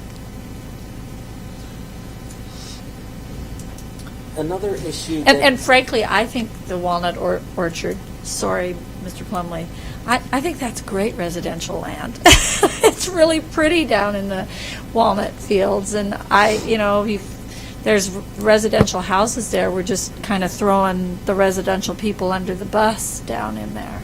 If we're going to take a mini step, it seems like we would take a mini step equally to the south. So are you recommend, I want to make sure that I'm not making any recommendations. Okay, I'm well, just thinking. so you're thinking out loud, but I was thinking adding Tranche 1 in as commercial or industrial, because that helps replenish some of the supply that we've taken out of the city, and that is a nice place for a commercial. There's already the storage place and et cetera. But are you recommending that are you saying that it would be better residential? Well, where you come in by the fire station, there's 3 or 4 residential houses there, and then there's like a pond. There's an irrigation pond, and then there's kind of a grove of trees, and the storage unit kind of has a back entrance over close to Mr. Plumley's house. And it's nice flat land, and it's behind the dike, and it's pretty. And I'm like, I have this feeling about the people who live next door to it on either side, and I'm like, do we want a truck stop there? When we say commercial or we say industrial, what are we talking about doing to the residential homes that already exist there? Which I know we don't care about people in residential homes. Sorry, you guys. Well, it's very pretty. It's very pretty. I care very there. much about those people. Yeah, it's very pretty. I don't know if there isn't another type of use that we could adopt in that area that would be more compatible with what's there at the present time, besides an industrial use. And I think the houses are, generally speaking, in that area are on 1-acre lots, or 1.5-acre lots, and it's very pretty out there in the walnuts. So if we did code revisions and we had lots of that size, Travis, when we revised our code, we could recommend larger lots, different places in the city. My concern in the city is, we don't have enough variety. I mean, right now, if what you say is true, you're going to push a whole bunch of high-density residential in the city, which I don't think residents want. I think having a variety of lots and types of homes makes for a better community, not just I think we need some large lots. I think we need this kind of variety to be a healthy community. So the other thing is, from a commercial industrial standpoint, I know we've got truck companies and et cetera in that area, but the county's not very pleased about the one use that goes on there, because it is so close to the Lewis River, and the opportunity for contamination into the river or into the lake is higher. So, I mean, from a long-term standpoint, I think we would be better not to have that commercial around the lake, because the lake is a resource that maybe we don't want to see holding ponds for sewage and truck shops and that type of thing. I don't know, that's just my feeling that... Well, hasn't that ship sailed? I mean, you've got... I'm just asking, so... I don't know. It seems to be, the boat seems to be in the water, but it's unfortunate. I mean, the smell from the meat packing facility is not very nice. So,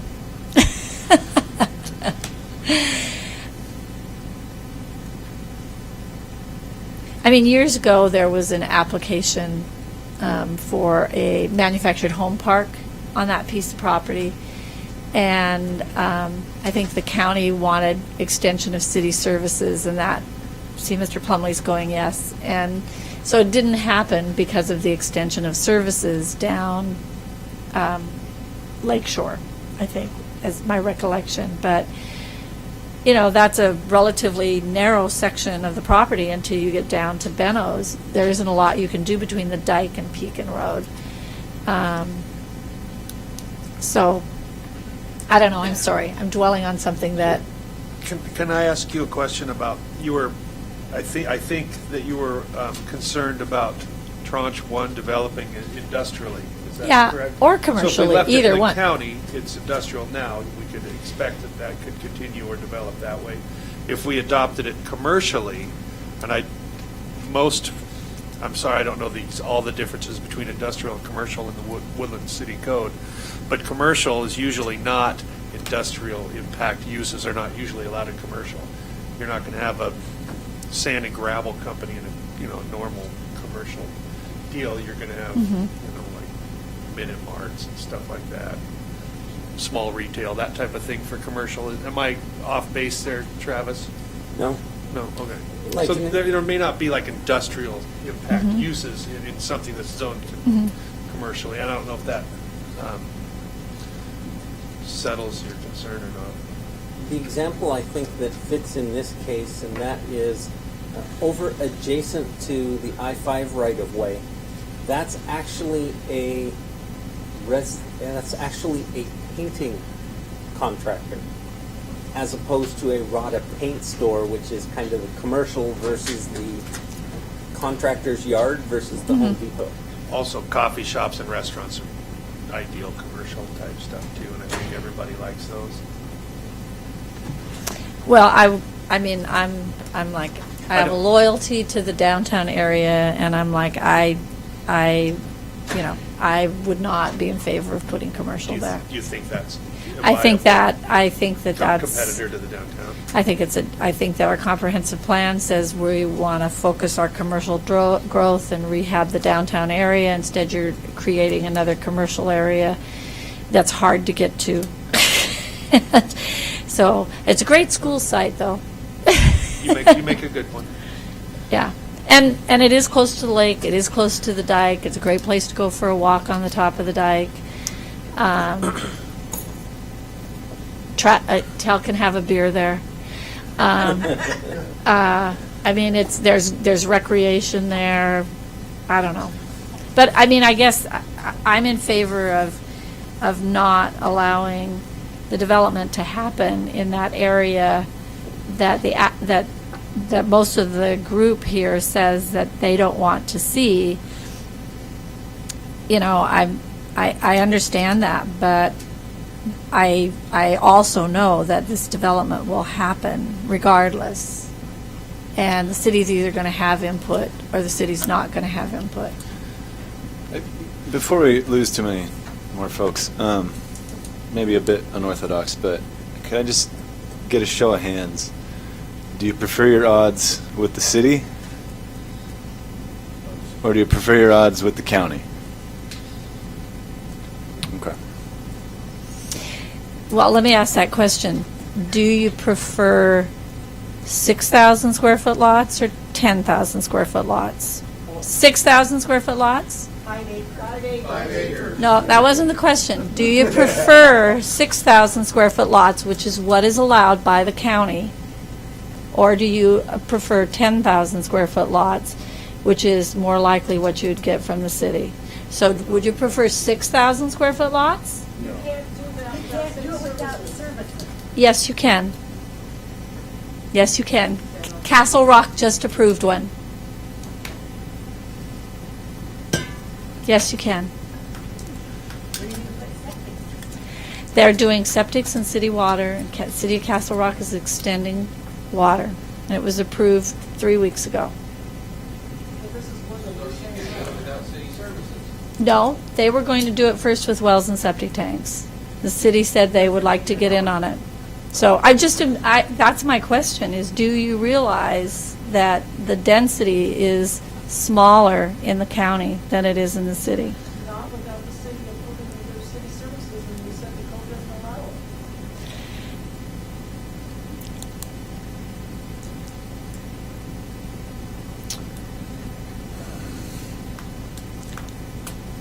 I understand that you prefer the county. No, we just want assurances that things are going to go in an orderly fashion. This whole thing has been out of sync. You know, there's no assurances anywhere given that they can build a development and make a profit and it doesn't create an unlivable city. There's a lot of unknowns that aren't really being addressed. And so if you could change your codes before you adopted some of this and the property owners knew that certain things were in place, but we're signing on to an unknown. I agree with that, Randy.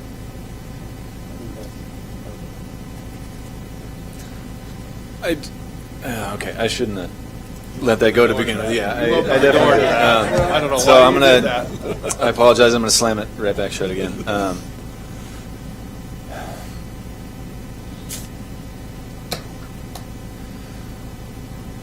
don't know where we're at. I'm going to make a movement because I think somebody has to. We have to start somewhere. So I move that we recommend adoption of tranche 1 as with recommendation as commercial. Brian, excuse me, can you really mic up, because I have to get the motion on tape, I can't hear. I move that we bring in tranche 1 with a recommendation for commercial, and I move we bring in tranche 2 with the Perry and Sugawa parcels who want to be included in that, with a recommendation for a 75-25 split, and conditioned with the agreement to annex and without the planned urban residential development requirement.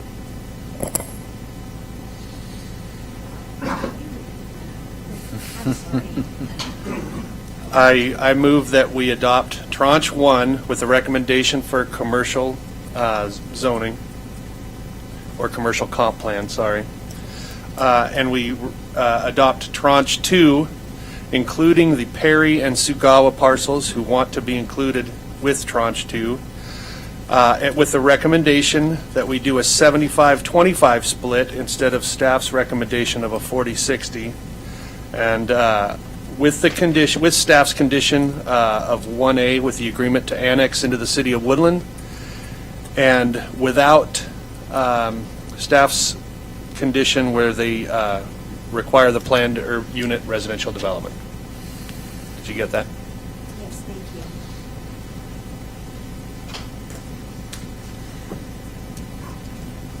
Well, I'll second so we can talk.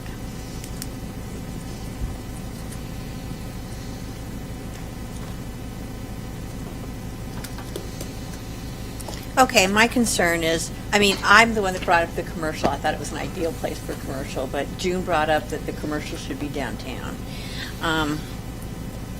I'm flexible on that. I just wanted to start somewhere. Right. On tranche 1, I mean, it is by the river. It could be a nice residential area. But then you've got a lot of traffic.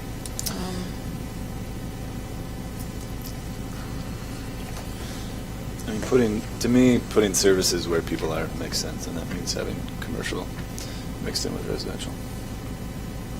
So what are you saying? I couldn't hear you. Yeah. Particularly if you're worried about traffic impacts of either residential or commercial, putting the two of them in close proximity makes more sense than separating them. And I don't believe that taking business from downtown is a realistic fear in this case. Can you please raise your microphone? Yeah. Yes. I apologize. All the commissioners, please raise your voices, be closer to the microphone. Yep. It's very difficult to hear you folks. Thank you. Thanks. Don't be nervous, don't be scared, we all got to hear it. I know that tranche 2 is a big first step. I'm not necessarily in favor of 3, 4, or 5, but I think we should start somewhere. Did you hear that okay?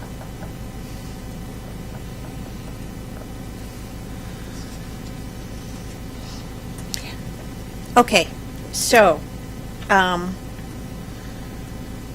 could we also recommend that 3, 4, and 5 be put into an urban holding so that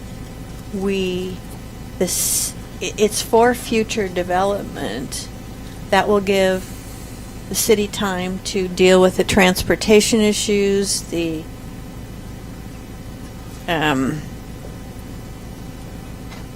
Travis, it's my understanding we can recommend anything we want, pretty much. I mean, the city council will decide what they want to do. What benefit do you see of putting something in urban holding? I mean, we don't have an urban holding, but well, we could recommend one. we could recommend one. But do you see that as beneficial? It worked for Clark County around the 179th Street. Till recently. Until, yeah.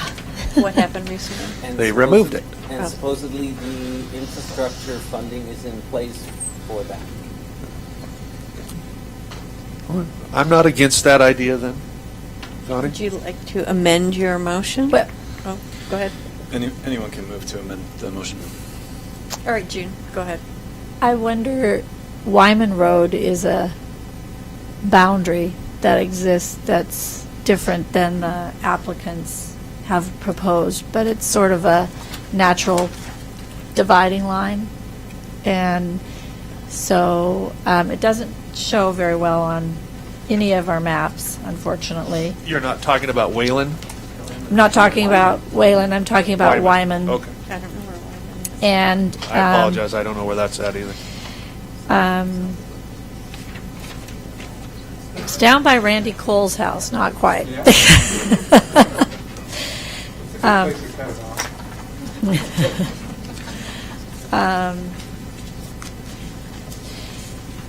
So on the map for tranche 2, I see. yeah, tranche see it. 2 actually extends further south than Wyman Road. That was why I'd asked the question about, can we draw the line wherever we want to? Because it is a natural dividing line. Wyman doesn't take a 90-degree like it shows on this map? Where the 90-degree occurs is a private road rather than Wyman. So Wyman goes straight. When it turns south, that is actually private road. Airport Drive.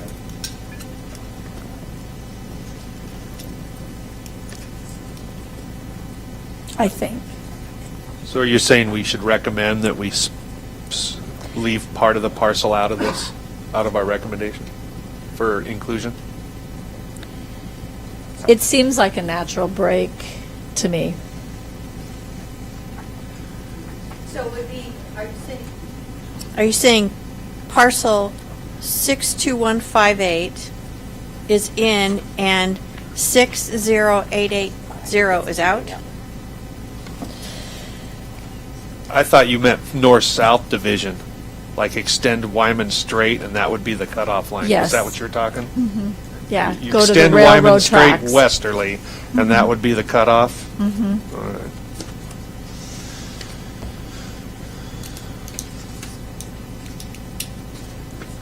Sorry, my computer crashed, so I'm rebooting, so I'm trying to get some mapping up there for you.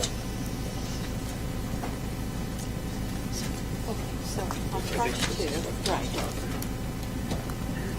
Cutting that off. Do you mean to go through the entirety of tranche 2 along that line? Mhm, Okay. I do. Okay. Like this.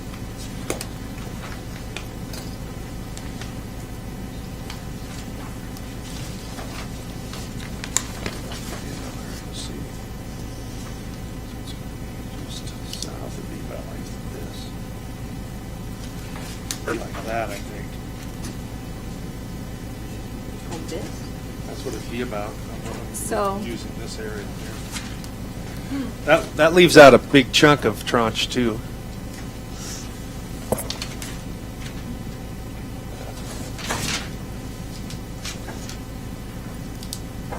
Right? Right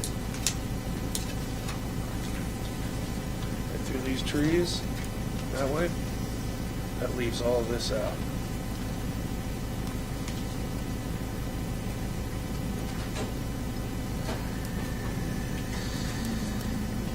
Which is appears to be roughly a quarter of the tranche 2 my estimation. A quarter to a third. Should we enter it as an exhibit type thing with the new markings, or so how do you define it? What? You don't want my scribbling as an exhibit, trust me. But you could just say the extension of Wyman Road westerly. The city council would still be drawing the line where they see fit anyway. Correct, Travis? I'm not sure you have anything else, but Well, June, I don't know about splitting the A request. I mean, well, we're adding, now we're discussion is not just the applicant's properties. We've included, I mean, are we going to come from the city limits and say we're going to make a line in the sand that is everything north of that line to the city limits instead of the Swiss cheese approach? Did you hear that? No? you're just making it a smaller piece of cheese. You're not reducing any holes in it, though. No, I'm going, come from Twin Flower and Raspberry Park and include everything between the railroad tracks and the Lewis River as far south as Wyman. Oh, is that? Okay. Your own DMZ line. Possibly. Yes, yes, Mrs. That's more than trench two. Yes, it is. Yeah. City council has to decide. It's not us. All right, so where does it end up? Okay, all this from the city limits, Wayland Road, Sagawa. Well, the natural divisions are Wayland Road, and then you drop down to Wyman Road. And so it seems the conversation for us is, what are we going to take control of? So is it Wayland? Is it Pinkerton? Is it Wyman? How far south do we want to go? But why would we leave something out so that there's a gap in our urban growth boundary? Oh, I agree with that.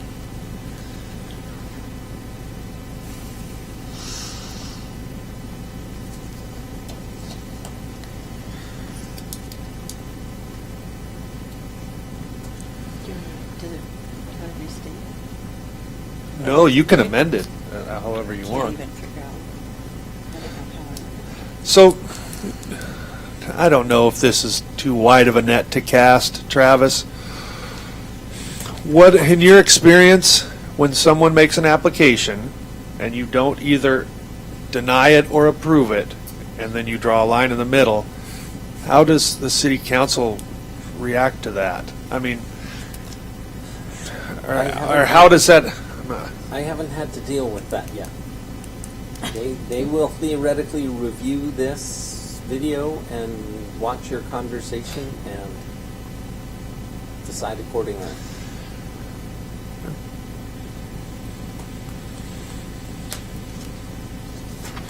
You can pass that down. That's what I'm talking about.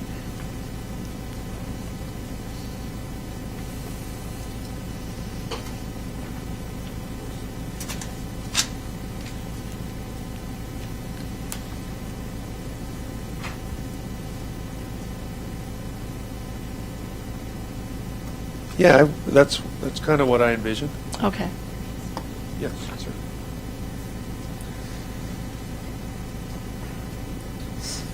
You're okay with the other conditions that I had?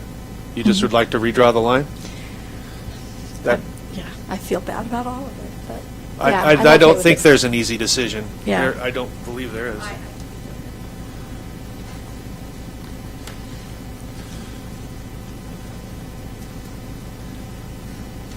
Okay, I will amend my movement.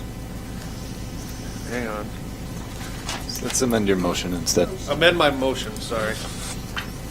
I get the terminology right. Quite all right.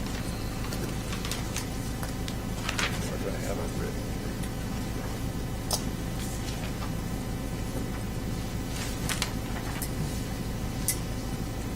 I'll write that down. Okay, there we go.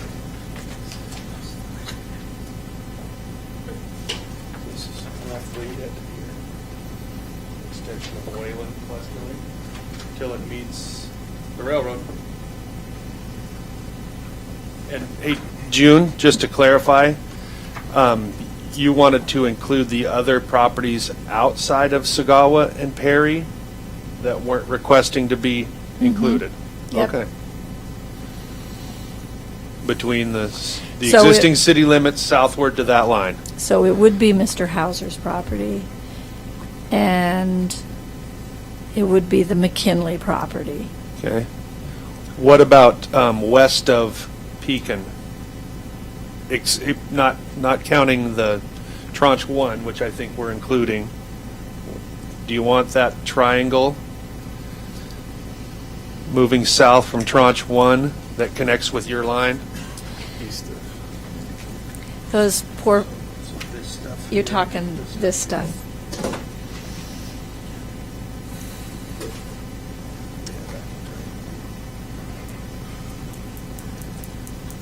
I just want to be clear what your intent was. I left that out. Okay. All right. I amend my motion.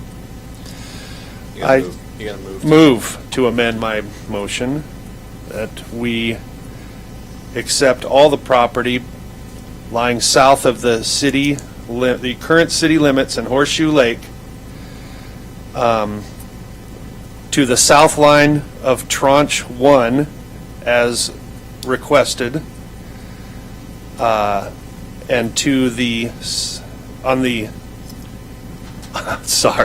on the east side of Pekin and on the west side of Pekin, everything south of the city limits down to Wayland Road, extending Wayland Road in a westerly direction to the railroad. That was way too fast. Let me tell you what I've got so far, and Okay. then you can help me. Amended the motion to accept all property lying south of city limits to the south line of tranche 1 as requested on the east side of Pekin Road. Yes. And then all the property south of the current city limits to Wayland Road. Wyman. Wyman Road on Wyman Road on the west side of Pekin Road, and following Wyman in a westerly direction to the railroad. Wait, there's more. Tell me when you've caught up, or if you need me to back up. Okay. Let me read the entire thing and you can help me. Amended the motion to accept all property lying south of city limits to the south line of tranche 1 as requested on the east side of Pekin Road, and all the property south of the current city limits to Wyman Road on the west side of Pekin Road. Yes. And the south line of tranche 2 should be the westerly projection of Wyman Road to the railroad tracks. The south line of tranche 2 should be, I'm sorry, The westerly projection of Wyman Road, ending at the railroad tracks.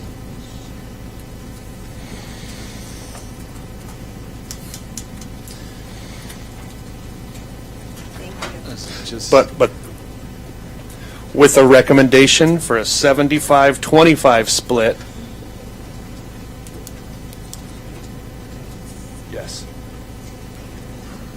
And conditioned with the agreement to annex per staff's recommendation.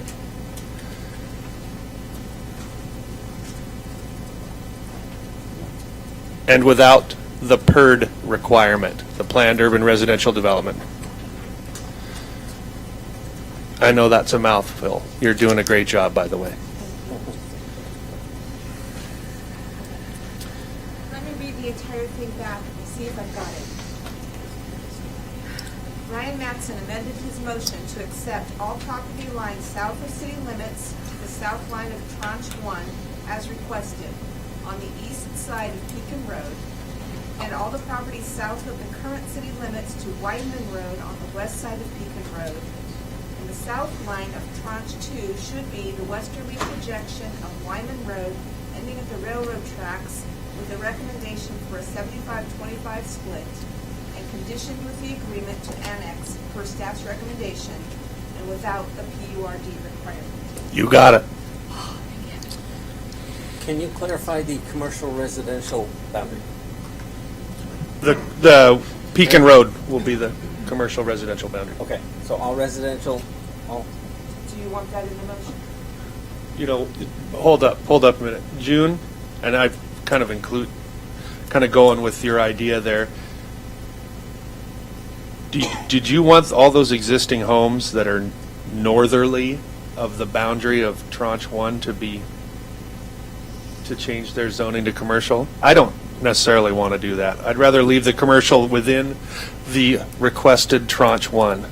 Leave that area as commercial and the rest of it residential. the storage facility? Yeah, let's make that commercial. I mean, it's better than making it a non-conforming use, right? And Waltz and the timber company? Let's throw them in there too.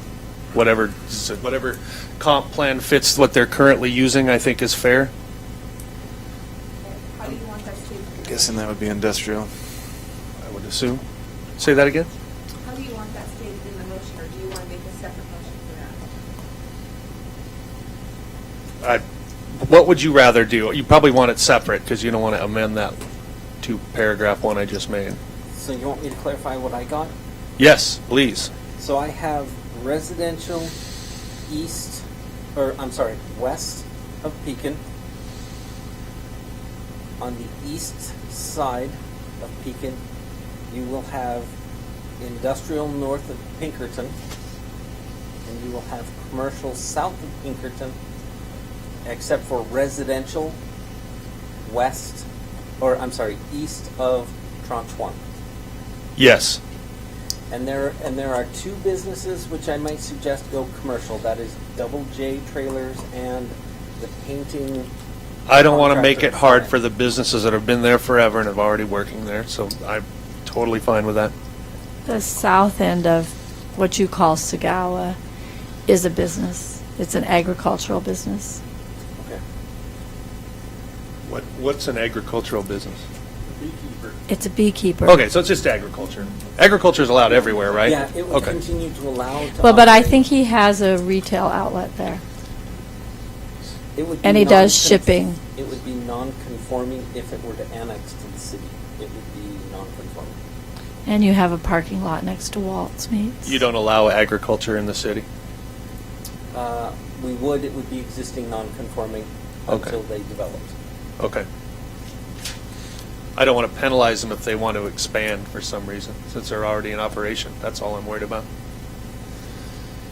Key would be whether they annex or not. Oh, they could fight annexation, and we couldn't force them. Well, they could expand while they're in the county. Okay. So is this motion complete at this time? Yes, ma'am. Thank you. Is there a second on Brian's amendment? I second it. Okay. Before we vote on that, if we're conditioning it with an annexation agreement, and we're including property owners who are not requesting to be included in the UGB, how does that condition work? The condition says prior to services. So Okay. if they are not requesting services, they would not technically, because they're not applicants. So that won't come into effect. All right. Thank you. That was a good question, Tal. I didn't think of it. Quite all right. Ready to vote on that amendment? I'll take that as a yes. All those in favor? Aye. Aye. All those opposed? I'm going to vote no. It was No. your motion. No, it was my second. Okay. The motion to amend passes. Any more discussion on the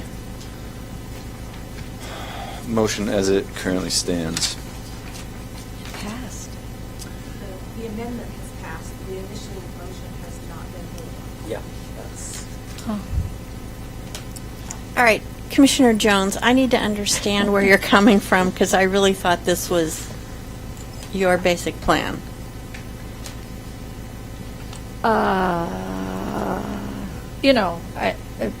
My basic plan is, I think I would go back to, we're kicking the can down the road. It's a good compromise. But what's your objection?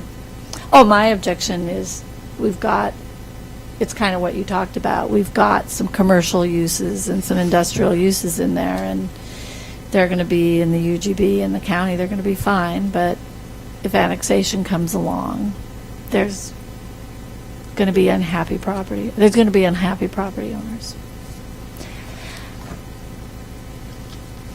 But they don't have to annex.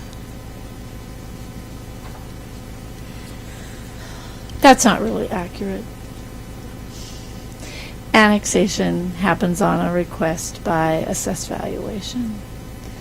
So a request for annexation can be for more. You get into the contiguous to the city limits issue. So any applicant, Wayne Berry is contiguous. He could request annexation and go residential, and he wouldn't necessarily care about his neighbors. But the applicants that we have before us would have to be contiguous for annexation, and so then they would ask to come from the city limits down into their property. And you would get into, what's the numbers, planners? Is it 60% of assessed valuation? I do not know. I believe it's 65% of assessed value. So these smaller businesses would get swept up in the annexation, correct? Well, it gets more back to the property owners out here that have homes, may have significant assessed valuation, and you may have an applicant with a large piece of land that does not have a large assessed valuation, and you'd get into figuring out how to get over that 65% to force annexation. But the person who lives in a house on 1 acre, if everybody around her agrees to annex, then she will be forced to annex. That's what I'm saying. So forced annexation does happen. Well, do you have a solution for No, this? there isn't a solution. Mm-mm. Well, I think we all agree that there's not an easy choice to be made. That's right. There's, Yeah. But I don't want the people that are here under the impression that they can't be enforced to annex, because that's not accurate.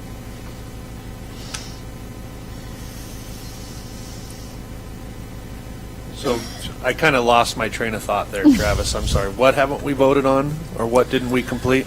We haven't voted on your initial.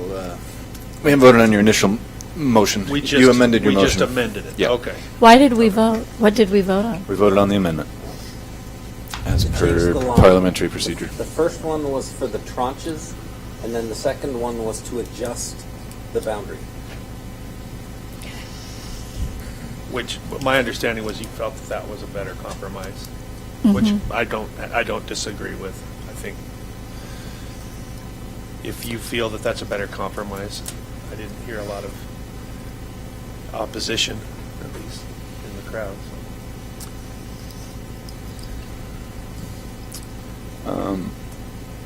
Are we ready to vote I am. on the motion on the table? I am. Yeah. I just want to make sure there isn't any more discussion on the commission before we vote. All right, I'm going to call a question then. I think we ought to do a roll call vote.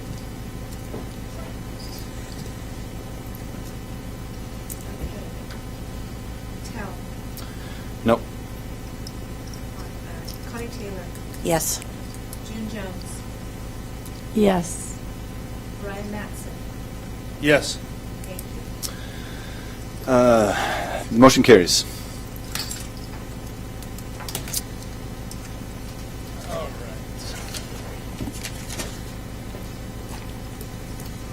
So I believe that concludes our work on the Aho Construction application. Sorry? I believe that concludes what we're working on for the Aho application. All right.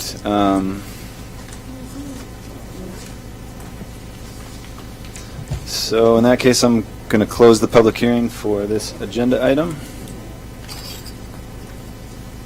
And I believe that is the last thing on the agenda. We don't have any staff reports. Okay, before everyone leaves, I would encourage you all to please stay involved. I think that's really the most important thing. Okay. April 18th here, 22nd and potentially the 29th at the middle school. We needed that map. I know, sorry. Do you want to look at it? Yeah, we can show you. If anyone's curious, we can show you the map that got drawn up here. 18th, looking at all of the changes to make not sure easy. that they We have not adjourned yet, got what they want. but I would appreciate a motion to do so. I motion that we adjourn. Council at the middle school on the All those opposed? We're done. I It is.